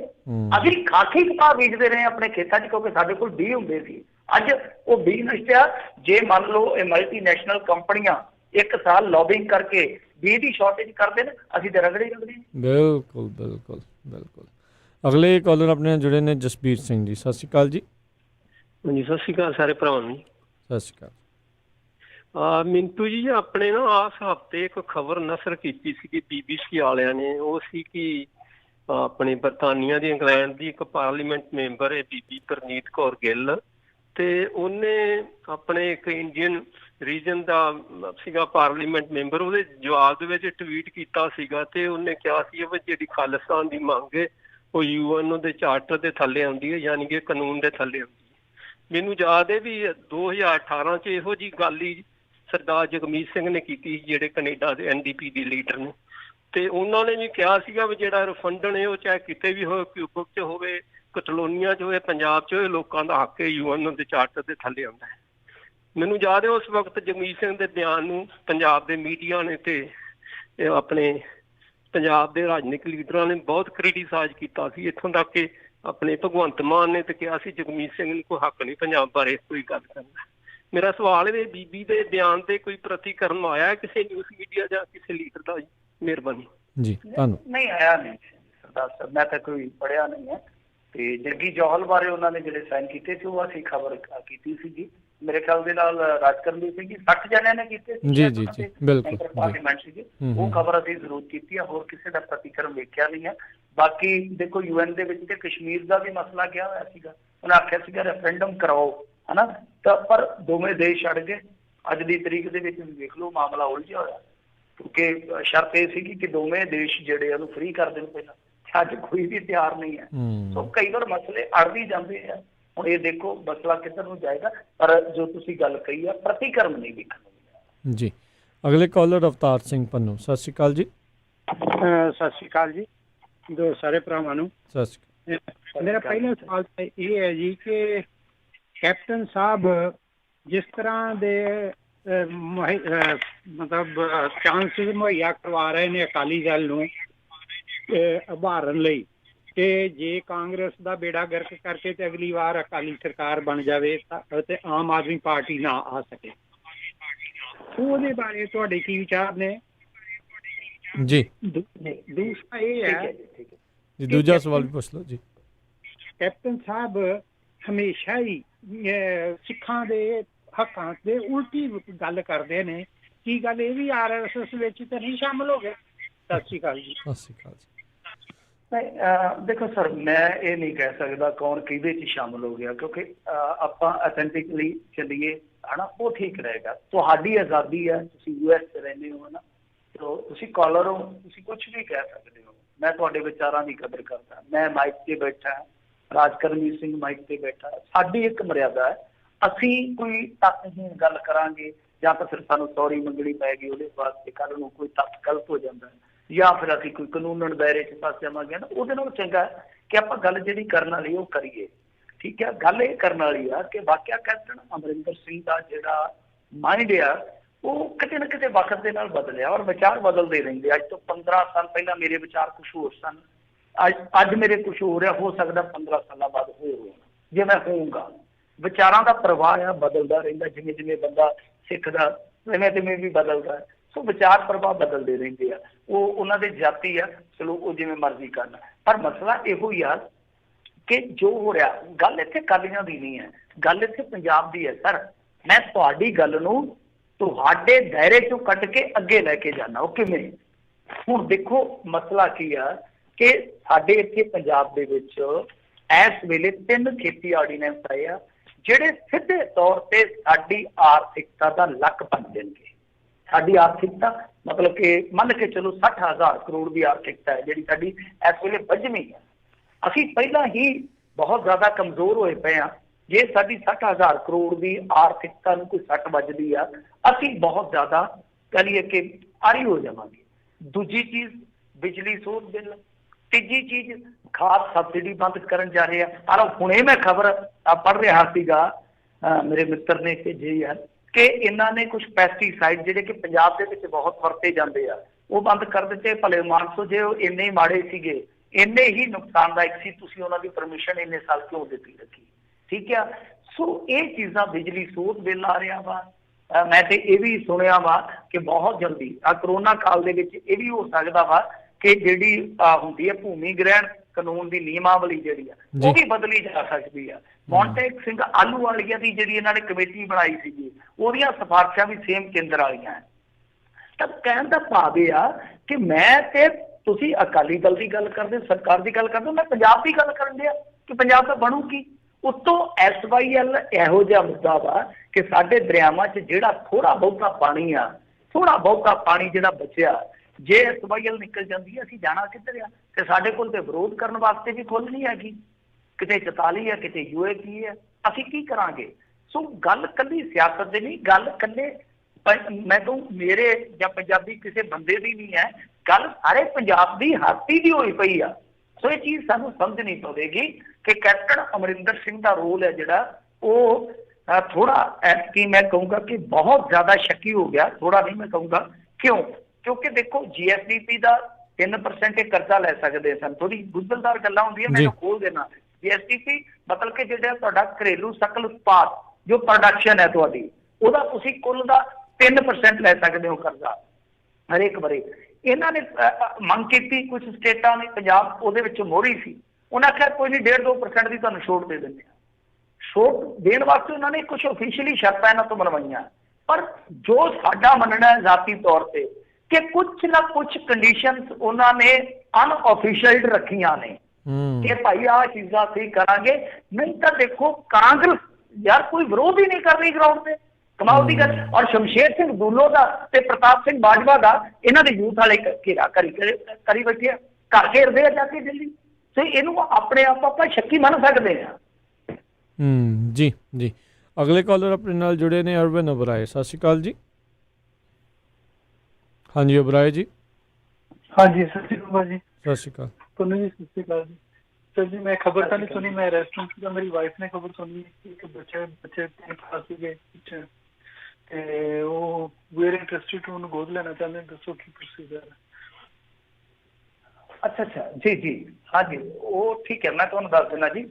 ਇਹ ਨਾ ਇੱਕ ਮਤਲਬ ਕਿ ਐਕਟ ਹੈ, ਜੇ ਕੋਈ ਬੰਦਾ ਚਾਹਵਾਨ ਹੋਵੇ ਕਿ ਤੁਸੀਂ ਸੰਪਰਕ ਕਰ ਲਿਓ। ਇਹ ਤਰਨਤਾਰਨ ਦੇ ਲਾਗੇ ਹੀ ਹੈ ਮੁੰਡਾ, ਵੈਸੇ ਇਹਨਾਂ ਦਾ ਹੁਣ ਤੇ ਮੇਰੇ ਖਿਆਲ ਦੇ ਨਾਲ ਮਰਾਦਪੁਰਾ ਪਿੰਡ ਹੈ, ਵੈਸੇ ਮੈਂ ਤੁਹਾਨੂੰ ਦੱਸ ਦਿੰਦਾ ਮਰਾਦਪੁਰਾ ਪਿੰਡ ਆ। ਤਰਨਤਾਰਨ ਪ੍ਰਸ਼ਾਸਨ ਦੇ ਅਧੀਨ ਹੋਏਗਾ ਸਾਰਾ ਕੁਛ, ਯਾਨੀ ਜਿਹੜਾ ਜ਼ਿਲ੍ਹਾ ਪ੍ਰਸ਼ਾਸਨ ਹੋਏਗਾ। ਔਰ ਇਹਦੇ ਵਿੱਚ ਇੱਕ ਐਕਟ ਆ, ਮਤਲਬ ਕਿ ਉਹ ਜਿਹੜਾ ਗੋਦਨਾਮਾ ਬਣਦਾ ਉਹਦੇ ਵਿੱਚ ਕੁਛ ਸ਼ਰਤਾਂ ਪੂਰੀਆਂ ਕਰਨੀਆਂ ਹੁੰਦੀਆਂ। ਮਤਲਬ ਤੁਹਾਡੇ ਕੋਲ ਘਰ ਹੋਣਾ ਚਾਹੀਦਾ, ਅੱਛੀ ਇਨਕਮ ਹੋਣੀ ਚਾਹੀਦੀ ਆ, ਤਾਂ ਤੁਸੀਂ ਜੇ ਕਾਬਲ ਪਾਏ ਗਏ ਤਾਂ ਉਹ ਇੱਕ ਫਿਰ ਕਾਨੂੰਨੀ ਜਿੱਦਾਂ ਕਹਿ ਲਈਏ ਕਿ ਲਿਖਤ ਹੋ ਜਾਂਦੀ, ਬਸ ਇਹੀ ਫਾਰਮੈਲਿਟੀ ਆ। ਸੋ ਇਹ ਮਰਾਦਪੁਰਾ ਪਿੰਡ ਆ ਤੇ ਤਰਨਤਾਰਨ ਜ਼ਿਲ੍ਹਾ, ਯਾਨੀ ਜ਼ਿਲ੍ਹਾ ਪ੍ਰਸ਼ਾਸਨ ਹੈ ਜਿਹੜਾ ਉਹਦੇ ਹੱਥ ਵੱਸ ਹੋਏਗਾ ਸਾਰਾ ਕੁਝ, ਤੁਸੀਂ ਉੱਥੇ ਕਨਫਰਮ ਕਰ ਸਕਦੇ ਹੋ ਜੀ। ਓਕੇ ਜੀ, ਥੈਂਕ ਯੂ ਜੀ। ਓਕੇ। ਪਰ ਮੈਂ ਇੱਕ ਗੱਲ ਕਹੂੰਗਾ ਕਿ ਬਹੁਤ ਵਧੀਆ ਗੱਲ ਹੈ ਜਿਹੜੀ ਚਲੋ ਤੁਸੀਂ ਉਹ ਗਾਂ ਹਨਾ ਅਮਲ ਚ ਲਿਆਓਗੇ, ਵੱਖਰੀ ਗੱਲ ਹੈ, ਜਾਂ ਕਿ ਤੁਹਾਡਾ ਕੋਈ ਰਿਸ਼ਤੇਦਾਰ ਲੈ ਕੇ ਆਏਗਾ। ਪਰ ਇਹ ਸੋਚ ਹੀ ਮੈਂ ਕਹੂੰਗਾ ਜੇ ਸਾਡੇ ਭੈਣ ਜੀ ਦੇ ਮਾਇੰਡ ਦੇ ਵਿੱਚ ਵੀ ਜੇ ਗੱਲ ਆਈ ਹੈ ਜਾਂ ਤੁਹਾਡੇ ਜਾਂ ਕਿਸੇ ਹੋਰ ਦੇ ਵੀ, ਤਾਂ ਉਹ ਸੋਚ ਦੇ ਵਿੱਚ ਆਉਣੀ ਹੀ ਇੱਕ ਮਹਾਨਤਮ ਚੀਜ਼ ਹੈ। ਜੀ ਜੀ। ਅਗਲੇ ਕਾਲਰ ਨੇ ਆਪਣੇ ਜੁੜੇ ਪ੍ਰਭਦੀਪ ਸਿੰਘ। ਸਤਿ ਸ਼੍ਰੀ ਅਕਾਲ। ਸਤਿ ਸ਼੍ਰੀ ਅਕਾਲ ਜੀ। ਸਤਿ ਸ਼੍ਰੀ ਅਕਾਲ ਬਾਈ ਜੀ, ਮੇਰਾ ਕੁਐਸਚਨ ਪੰਜਾਬ ਦੇ ਰਿਲੇਟਡ ਆ। ਕੁਛ ਤਾਂ ਮਿੰਟੂ ਬਾਈ ਨੇ ਕਲੀਅਰ ਕਰਤਾ। ਮੇਰੇ ਨਾਲ ਜਿੱਦਾਂ ਜਹਨ ਚ ਆ ਰਿਹਾ ਸੀਗਾ ਕਿ ਪਹਿਲਾਂ ਜਿੱਦਾਂ ਸਿਰਸੇ ਵਾਲੇ ਨੂੰ ਪੋਸ਼ਾਕ ਦਾ ਰੌਲਾ ਪਿਆ, ਫਿਰ ਉਸ ਤੋਂ ਬਾਅਦ ਆਪਣੇ ਗੁਰੂ ਗ੍ਰੰਥ ਸਾਹਿਬ ਜੀ ਦੀ ਬੇਅਦਬੀ ਹੋਈ। ਉਸ ਤੋਂ ਬਾਅਦ ਫਿਰ ਜਿਵੇਂ ਹੁਣ ਪਿੱਛੇ ਆਹ ਮੋਦੀ ਨੇ ਬਿਆਨ ਦਿੱਤਾ, ਫਿਰ ਆਪਣੇ ਜਥੇਦਾਰ ਨੇ ਬਿਆਨ ਦਿੱਤਾ। ਉਸ ਤੋਂ ਬਾਅਦ ਯੂਪੀ ਦੇ ਇੱਕ ਨਿਊਜ਼ਪੇਪਰ ਚਾਹੁੰਦਾ ਕਿ ਅਸੀਂ ਰਾਮ ਮੰਦਿਰ ਤਾਂ ਲੈ ਲਿਆ, ਹੁਣ ਅਸੀਂ ਸ਼ਿਵ ਮੰਦਿਰ ਲੈਣਾ, ਜਿਹਨੂੰ ਕਿ ਸਿੱਖ ਸਵਰਨ ਮੰਦਿਰ ਕਹਿੰਦੇ ਨੇ। ਉਸ ਤੋਂ ਬਾਅਦ ਫਿਰ ਕੱਲ ਆਪਣੇ ਸ਼ਾਇਦ ਨਿਰੰਕਾਰੀਆਂ ਨੇ ਵੀ ਸੇਧ ਬਿਆਨ ਦੇਤਾ ਆਪਣੇ ਪਟਨਾ ਸਾਹਿਬ ਦੇ ਜਥੇਦਾਰ। ਇੱਕ ਤਾਂ ਮੇਰਾ ਕੁਐਸਚਨ ਇਹ ਆ ਵੀ ਜਿਹੜਾ ਹੁਣ ਇਹ ਹਰ 6 ਮਹੀਨੇ ਬਾਅਦ ਸਿੱਖਾਂ ਤੇ ਇਹ ਸਿਸਟਮੈਟਿਕਲ ਤਰੀਕੇ ਨਾਲ ਹਮਲਾ ਕਰੀ ਜਾ ਰਹੇ ਨੇ। ਮੇਰਾ ਮੰਨਣਾ ਇਹ ਆ ਕਿ ਇਹ ਹਮਲਾ ਤਾਂ ਕਰ ਰਹੇ ਨੇ, ਇਨ ਫਿਊਚਰ ਇਹ ਜ਼ਿਆਦਾ ਆਪਣਾ ਲਾਸ ਕਰਨਾ ਚਾਹੁੰਦੇ ਨੇ ਕਿ ਅਸੀਂ 6 ਮਹੀਨੇ ਬਾਅਦ ਇੱਕ ਇਹੋ ਜਿਹਾ ਕੰਮ ਕਰ ਦਈਏ ਕਿ ਇਨ ਫਿਊਚਰ ਸਾਡੇ ਸਾਹਮਣੇ ਬੋਲਣ ਨਾ। ਮੇਰਾ ਮੰਨਣਾ ਇਹ, ਪਰ ਮੈਂ ਮਿੰਟੂ ਬਾਈ ਜੀ ਤੋਂ ਇਹ ਚੀਜ਼ ਕਲੀਅਰ ਕਰਨਾ ਚਾਹੁੰਦਾ ਵੀ ਇਹ ਹਰ 6 ਮਹੀਨੇ ਬਾਅਦ ਹੀ ਸਿੱਖਾਂ ਤੇ ਹਮਲਾ ਕਰ ਦਿੰਦੇ ਨੇ ਟੇਢੇ ਤਰੀਕੇ ਨਾਲ, ਤੇ ਆਪਣੀਆਂ ਕੋਈ ਵੀ ਗਵਰਨਮੈਂਟਾਂ ਬੋਲਦੀਆਂ ਨਹੀਂ ਗੀਆਂ। ਦੂਜੀ ਚੀਜ਼ ਇਹ ਆ ਜੀ, ਚਲੋ ਆਪਣੇ ਅੱਜ ਜਿਹੜੇ ਬੱਚੇ ਨੇ ਪੜ੍ਹ ਵੀ ਰਹੇ ਨੇ, ਕਾਫੀ ਕੁਛ ਕਰ ਰਹੇ ਨੇ, ਪਰ ਉਹ ਵੀ ਉਹੀ ਦੇਖ ਰਹੇ ਨੇ ਜਿਹੜਾ ਕੁਛ ਸਰਕਾਰਾਂ ਜਾਂ ਟੀਵੀ ਜਾਂ ਮੀਡੀਆ ਜਿਹੜਾ ਕੁਛ ਦਿਖਾ ਰਿਹਾ। ਉਹਨਾਂ ਦੀ ਜਿਹੜੀ ਥਿੰਕਿੰਗ ਆ ਉਹਦਾ ਗਰੋਥ ਨਹੀਂ ਹੋ ਰਿਹਾ ਵੀ ਆਪਾਂ ਆਪਣੇ ਰਿਲੀਜਨ ਪ੍ਰਤੀ, ਆਪਣੇ ਪੰਜਾਬ ਪ੍ਰਤੀ ਜਾਗਰੂਕ ਹੋਈਏ ਤੇ ਅੱਗੇ ਵੱਧ ਕੇ ਕੁਛ ਕਰੀਏ। ਉਹਨਾਂ ਦਾ ਕੀ ਚੋਣਾਂ ਚ ਰੈਲੀਆਂ ਚ ਉਹ ਤੌਰ ਹੋ ਗਿਆ, ਜਿੱਦਾਂ ਮਰਜ਼ੀ ਤੁਸੀਂ ਸਮਝ ਸਕਦੇ ਹੋ ਮੈਂ ਕੀ ਕਹਿਣਾ ਚਾਹੁੰਦਾ। ਉਹਨਾਂ ਦਾ ਇਹੀ ਮੋਟਿਵ ਆ। ਤਾਂ ਮੇਰੇ ਆਹੀ ਦੋ ਕੁਐਸਚਨ ਨੇ ਵੀ ਆਪਾਂ ਇਹਨਾਂ ਦੀ ਗਰੋਥ ਅੱਗੇ ਕਿਵੇਂ ਲੈ ਕੇ ਜਾਈਏ, ਤੇ ਦੂਜਾ ਜਿਹੜਾ 6 ਮਹੀਨੇ ਬਾਅਦ ਹਰ 6 ਮਹੀਨੇ ਬਾਅਦ ਸਿੱਖਾਂ ਤੇ ਹਮਲਾ ਹੁੰਦਾ, ਇਹਦਾ ਕੋਈ ਹੱਲ ਹੈਗਾ ਕਿ ਇਨ ਫਿਊਚਰ ਆਪਣੇ ਨਾਲ ਇਦਾਂ ਹੀ ਧੱਕਾ ਹੋਈ ਜਾਣਾ। Thank you. ਦੇਖੋ ਇਹ ਜਿਹੜਾ ਏਜੰਡਾ ਚੱਲ ਰਿਹਾ, ਵੈਸੇ ਜੇ ਆਪਾਂ ਕਹੀਏ ਤੇ ਕਹਿ ਦਿੰਦੇ ਕਿ ਨਹੀਂ ਇਹ ਪਾਕਿਸਤਾਨੀ ਸ਼ਰਾਰਤ ਆ, ਪਰ ਦਿੱਲੀ ਦੇ ਵਿੱਚ ਇੱਕ ਨੌਜਵਾਨ ਤੇ ਮਾਮਲਾ ਦਰਜ ਹੋਇਆ, ਉਹ ਹਿੰਦੂ ਭਾਈਚਾਰੇ ਤੋਂ ਹੀ ਸੀਗਾ। ਤਾਂ ਕਹਿਣ ਦਾ ਭਾਵ ਇਹ ਆ ਕਿ ਅਸਲ ਦੇ ਵਿੱਚ ਜਿਹੜੀ ਗੇਮ ਹੈ ਨਾ, ਗੇਮ ਇਹ ਜਿਹੜੀ ਉਹ 25-20 ਕਲੌਜ਼ ਨਾਲ ਜੁੜਦੀ ਹੈ ਜਾ ਕੇ। ਮੇਰਾ ਮੰਨਣਾ ਆ ਕਿ ਸਭ ਤੋਂ ਵੱਡੀ ਜਿਹੜੀ ਪੁਆੜੇ ਦੀ ਜੜ ਹੈ, ਮਾਫ ਕਰਨਾ, ਆਪਾਂ ਵੀ ਨਹੀਂ ਪਹੁੰਚਦੇ ਉਹਦੇ ਤੱਕ, ਕਿ ਸਾਡੀ ਜਿਹੜੀ ਪੋਲੀਟੀਕਲ ਪਾਵਰ ਹੈ ਜਿੰਨੀ ਕੁ ਹੈਗੀ ਆ ਸਿੱਖਾਂ ਦੀ, ਤਾਂ ਉਹ ਇਸ ਚੀਜ਼ ਤੇ ਇੱਕਮਤ ਕਿਉਂ ਨਹੀਂ ਹੁੰਦੀ। ਕਿਸੇ ਸਮੇਂ ਸੰਵਿਧਾਨ ਦੀਆਂ ਕਾਪੀਆਂ ਸਾੜੀਆਂ ਗਈਆਂ ਪ੍ਰਕਾਸ਼ ਸਿੰਘ ਬਾਦਲ ਹੋਰਾਂ ਵੱਲੋਂ, ਪਰ ਉਹ ਕਹਿੰਦੇ ਕਿ ਨਹੀਂ ਸਾੜੀਆਂ ਨਹੀਂ, ਅਸੀਂ ਮਤਲਬ ਕਿ ਵਿਰੋਧ ਕੀਤਾ ਸੀਗਾ, ਇੱਕ ਪ੍ਰਤੀਕਾਤਮਕ ਵਿਰੋਧ ਕੀਤਾ ਸੀਗਾ। ਪਰ ਮੇਰਾ ਮੰਨਣਾ ਹੈ ਕਿ ਵਿਰੋਧ ਖਤਮ ਕਿਉਂ ਹੋ ਗਿਆ। ਸਭ ਤੋਂ ਪਹਿਲੀ ਗੱਲ ਇਹ ਆ ਕਿ ਸਿੱਖ ਲੀਡਰਸ਼ਿਪ ਦੇ ਵਿੱਚੋਂ ਤੁਸੀਂ ਕੋਈ ਵੀ ਦੇਖ ਲਓ ਜਿਹੜੀ ਇਸ ਵੇਲੇ ਮੇਨ ਸਟ੍ਰੀਮ ਦੀ ਜਿਹੜੀ ਮੁੱਖ ਧਾਰਾ ਦੀ ਕੋਈ ਵੀ ਸਿੱਖ ਤਨਜ਼ੀਮ ਆ, ਉਹਦੇ ਏਜੰਡੇ 'ਚੋਂ ਇਹ ਚੀਜ਼ ਕਿਉਂ ਗਾਇਬ ਹੋ ਗਈ। ਜਦ ਤੁਸੀਂ ਆਪਣੀਆਂ ਮਾਨਤਾਵਾਂ, ਆਪਣਾ ਧਾਰਮਿਕ ਕੇਂਦਰ, ਆਪਣਾ ਗ੍ਰੰਥ ਸਭ ਕੁਛ ਅਲੱਗ ਰੱਖਦੇ, ਠੀਕ ਹੈ, ਐਲਾਨੀਆਂ ਗੁਰੂ ਸਾਹਿਬ ਦਾ ਸੰਕਲਪ ਹੈ ਜਿਹੜਾ ਉਹ ਅਲੱਗ ਆ, ਤਾਂ ਸਭ ਤੋਂ ਵੱਡੀ ਪੁਆੜੇ ਦੀ ਜੜ ਇਹੋ ਆ। ਉਹਨਾਂ ਦੇ ਕੋਲ ਇੱਕ ਤਰ੍ਹਾਂ ਨਾਲ ਕਹਿ ਲਈਏ ਕਿ ਐਸਾ ਹਥਿਆਰ ਆ ਜਿੱਥੇ ਕੋਈ ਵੀ ਤਰਕ ਦਲੀਲ ਕੰਮ ਨਹੀਂ ਕਰੇਗੀ ਜਦ ਤੱਕ ਉਹ ਲਾਗੂ ਹੈ। ਦੂਜੀ ਚੀਜ਼ ਕਿ ਇਹਨਾਂ ਦਾ ਏਜੰਡਾ ਇਸ ਤਰ੍ਹਾਂ ਦਾ ਹੈ ਕਿ ਬਾਰ-ਬਾਰ ਇੱਕ ਚੀਜ਼ ਨੂੰ ਰਿਪੀਟ ਕਰੋ, ਬਾਰ-ਬਾਰ ਇੱਕ ਚੀਜ਼ ਨੂੰ ਰਿਪੀਟ ਕਰੋ, ਉਹ ਹੌਲੀ-ਹੌਲੀ ਪਰਸੈਪਸ਼ਨ ਬਣੇ। ਇਹ ਦੋ ਚੀਜ਼ਾਂ ਚੱਲਦੀਆਂ ਨੇ। ਪਰ ਮੇਰੇ ਖਿਆਲ ਦੇ ਨਾਲ ਜਿਹੜੀ ਪੁਆੜੇ ਦੀ ਜੜ ਹੈ ਨਾ, ਉਹਦੇ ਤੇ ਇੱਕ ਪਹੁੰਚਣ ਦੀ ਲੋੜ ਆ, ਉਹਦੇ ਤੇ ਇੱਕ ਪਹੁੰਚਣ ਦੀ ਲੋੜ ਆ ਕਿ ਸੰਵਿਧਾਨਕ ਬਹਿਸ ਹੋਣੀ ਚਾਹੀਦੀ ਹੈ ਇਹਦੇ ਤੇ ਸੰਵਿਧਾਨਕ ਫੈਸਲਾ ਹੋਣਾ ਚਾਹੀਦਾ ਕਿ ਕੀ ਇਸ ਤਰ੍ਹਾਂ ਹੋ ਸਕਦਾ ਕਿ ਜਿਸ ਤਰ੍ਹਾਂ ਇੱਕ ਕੌਮ ਨੂੰ ਜਿਹੜੀ ਕਿ ਜਿੱਦਾਂ ਵੀ ਲਾ ਲਈਏ, ਜੇ ਆਪਾਂ ਕੌਮਾਂਤਰੀ ਪੱਧਰ ਤੇ ਵੀ ਦੇਖਦੇ ਹਾਂ, ਧਰਮਾਂ ਦੀਆਂ ਜੋ ਵੀ ਸ਼ਰਤਾਂ ਹੁੰਦੀਆਂ ਜਾਂ ਰਹੁ ਰੀਤਾਂ ਹੁੰਦੀਆਂ ਉਹ ਸਾਰੀਆਂ ਪਗਾਉਂਦੀ ਆ, ਤਾਂ ਉਹਨਾਂ ਨੂੰ ਸੰਵਿਧਾਨਕ ਤੌਰ ਤੇ ਕਿਉਂ ਜੋੜਿਆ ਗਿਆ। ਸੋ ਮੇਨ ਸਿੱਖਾਂ ਨੂੰ ਇੱਧਰ ਫੋਕਸ ਕਰਨਾ ਚਾਹੀਦਾ, ਇੱਧਰ ਧਿਆਨ ਕੇਂਦਰਿਤ ਕਰਨਾ ਚਾਹੀਦਾ ਮੇਰੇ ਖਿਆਲ ਦੇ ਨਾਲ। ਔਰ ਦੂਜੀ ਗੱਲ ਇਹ ਆ ਕਿ ਦੇਖੋ ਜਰਨੈਲ ਸਿੰਘ ਨੇ ਜਿਹੜੀ ਗੱਲ ਕਹੀ ਸੀ, ਮੈਂ ਵੇਖਿਆ ਕਿ ਬਹੁਤ ਸਾਰੇ ਸਿੱਖਾਂ ਨੇ ਵੀ ਉਹਦੀ ਮੁਖਾਲਫਤ ਕੀਤੀ ਕਿ ਨਹੀਂ, ਸਾਡਾ ਧਰਮ ਸਾਨੂੰ ਪਿਆਰਾ, ਪਰ ਸਾਡਾ ਧਰਮ ਇਹ ਨਹੀਂ ਇਜਾਜ਼ਤ ਦਿੰਦਾ ਕਿ ਅਸੀਂ ਕਿਸੇ ਦੇ ਧਰਮ ਤੇ ਹਮਲਾ ਕਰੀਏ, ਕਿਸੇ ਦੇ ਇਤਿਹਾਸ ਤੇ ਉਂਗਲ ਰੱਖੀਏ। ਠੀਕ ਹੈ, ਕਿਸੇ ਦੀ ਮਾਨਤਾ ਜੋ ਮਰਜ਼ੀ ਆ, ਕਿਸੇ ਦੇ ਇਤਿਹਾਸ ਨੂੰ ਅਸੀਂ ਨਾ ਫਰੋਈਏ। ਬਹੁਤੇ ਤਾਂ ਨਹੀਂ, ਪਰ ਕੁਝ ਸਿੱਖਾਂ ਨੇ ਇਹ ਪ੍ਰਤੀਕਰਮ ਦਿੱਤਾ ਸੀਗਾ। ਠੀਕ ਆ, ਜਰਨੈਲ ਸਿੰਘ ਨੂੰ ਵੀ ਰਿਲਾਈਜ਼ ਹੋਇਆ, ਚਲੋ ਸਿਆਸੀ ਨਫੇ ਨੁਕਸਾਨ ਵੀ ਗਿਣੇ ਜਾਂਦੇ ਆ, ਉਹਨਾਂ ਨੇ ਵੀ ਮਾਫੀ ਮੰਗ ਲਈ, ਚਲੋ ਕਾਰਵਾਈ ਹੋ ਗਈ, ਵੱਖਰੀ ਗੱਲ ਆ। ਬਟ ਬਹੁਤ ਸਾਰੇ ਮੈਂ ਸਮਝਦਾ ਕਿ ਸਾਡੇ ਹਿੰਦੂ ਭਾਈਚਾਰੇ ਦੇ ਜਿਹੜੇ ਇੱਥੇ ਆਗੂ ਆ ਪੰਜਾਬ ਦੇ ਵਿੱਚ, ਉਹ ਐਕਟਿਵ ਨੇ, ਉਹ ਸਿੱਖ ਜਰਨਲਿਸਟ ਆ ਜਿਹੜੇ ਉਹਨਾਂ ਤੇ ਨਿਗਾਹ ਵੀ ਰੱਖਦੇ ਆ, ਉਹਨਾਂ ਦੀ ਆਲੋਚਨਾ ਵੀ ਕਰਦੇ। ਚਲੋ ਭਾਈ ਉਹਨਾਂ ਦਾ ਅਧਿਕਾਰ ਆ, ਉਹ ਆਪਣੀ ਹਿੰਦੂਇਜ਼ਮ ਨੂੰ ਬਹੁਤ ਪ੍ਰਮੋਟ ਕਰਦੇ ਆ, ਉਹਨਾਂ ਦਾ ਅਧਿਕਾਰ ਹੈ, ਪਰ ਰਹਿੰਦੇ ਤਾਂ ਪੰਜਾਬ ਦੇ ਵਿੱਚ ਆ।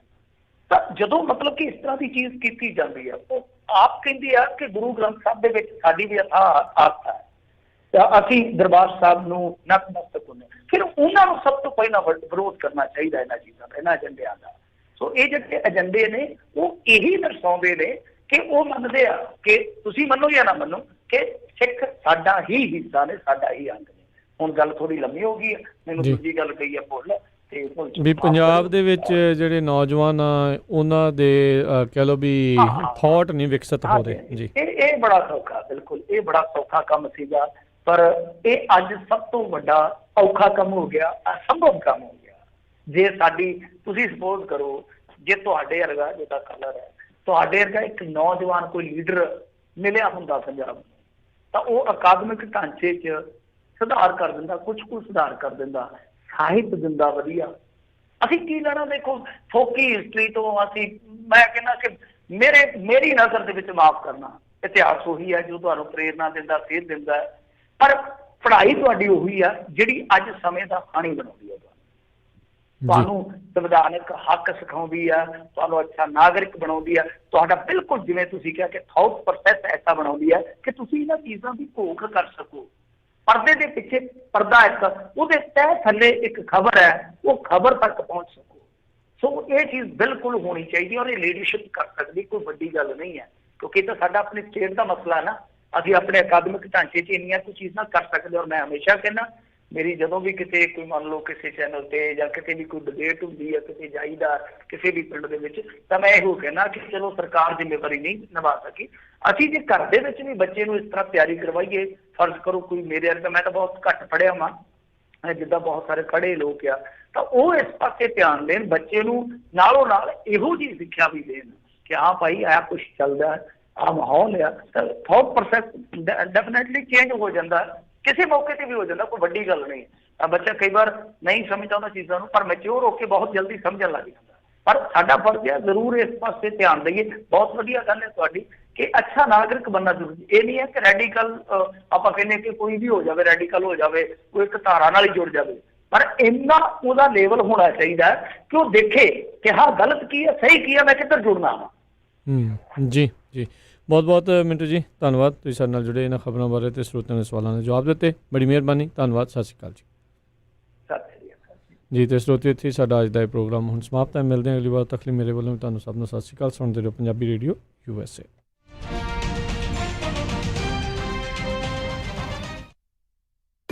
ਤੁਸੀਂ ਸੁਣ ਰਹੇ ਹੋ KOBO Yuba City 1450 AM, KIID Sacramento 1470 AM, KWRU Fresno 1300 AM, KLHC Bakersfield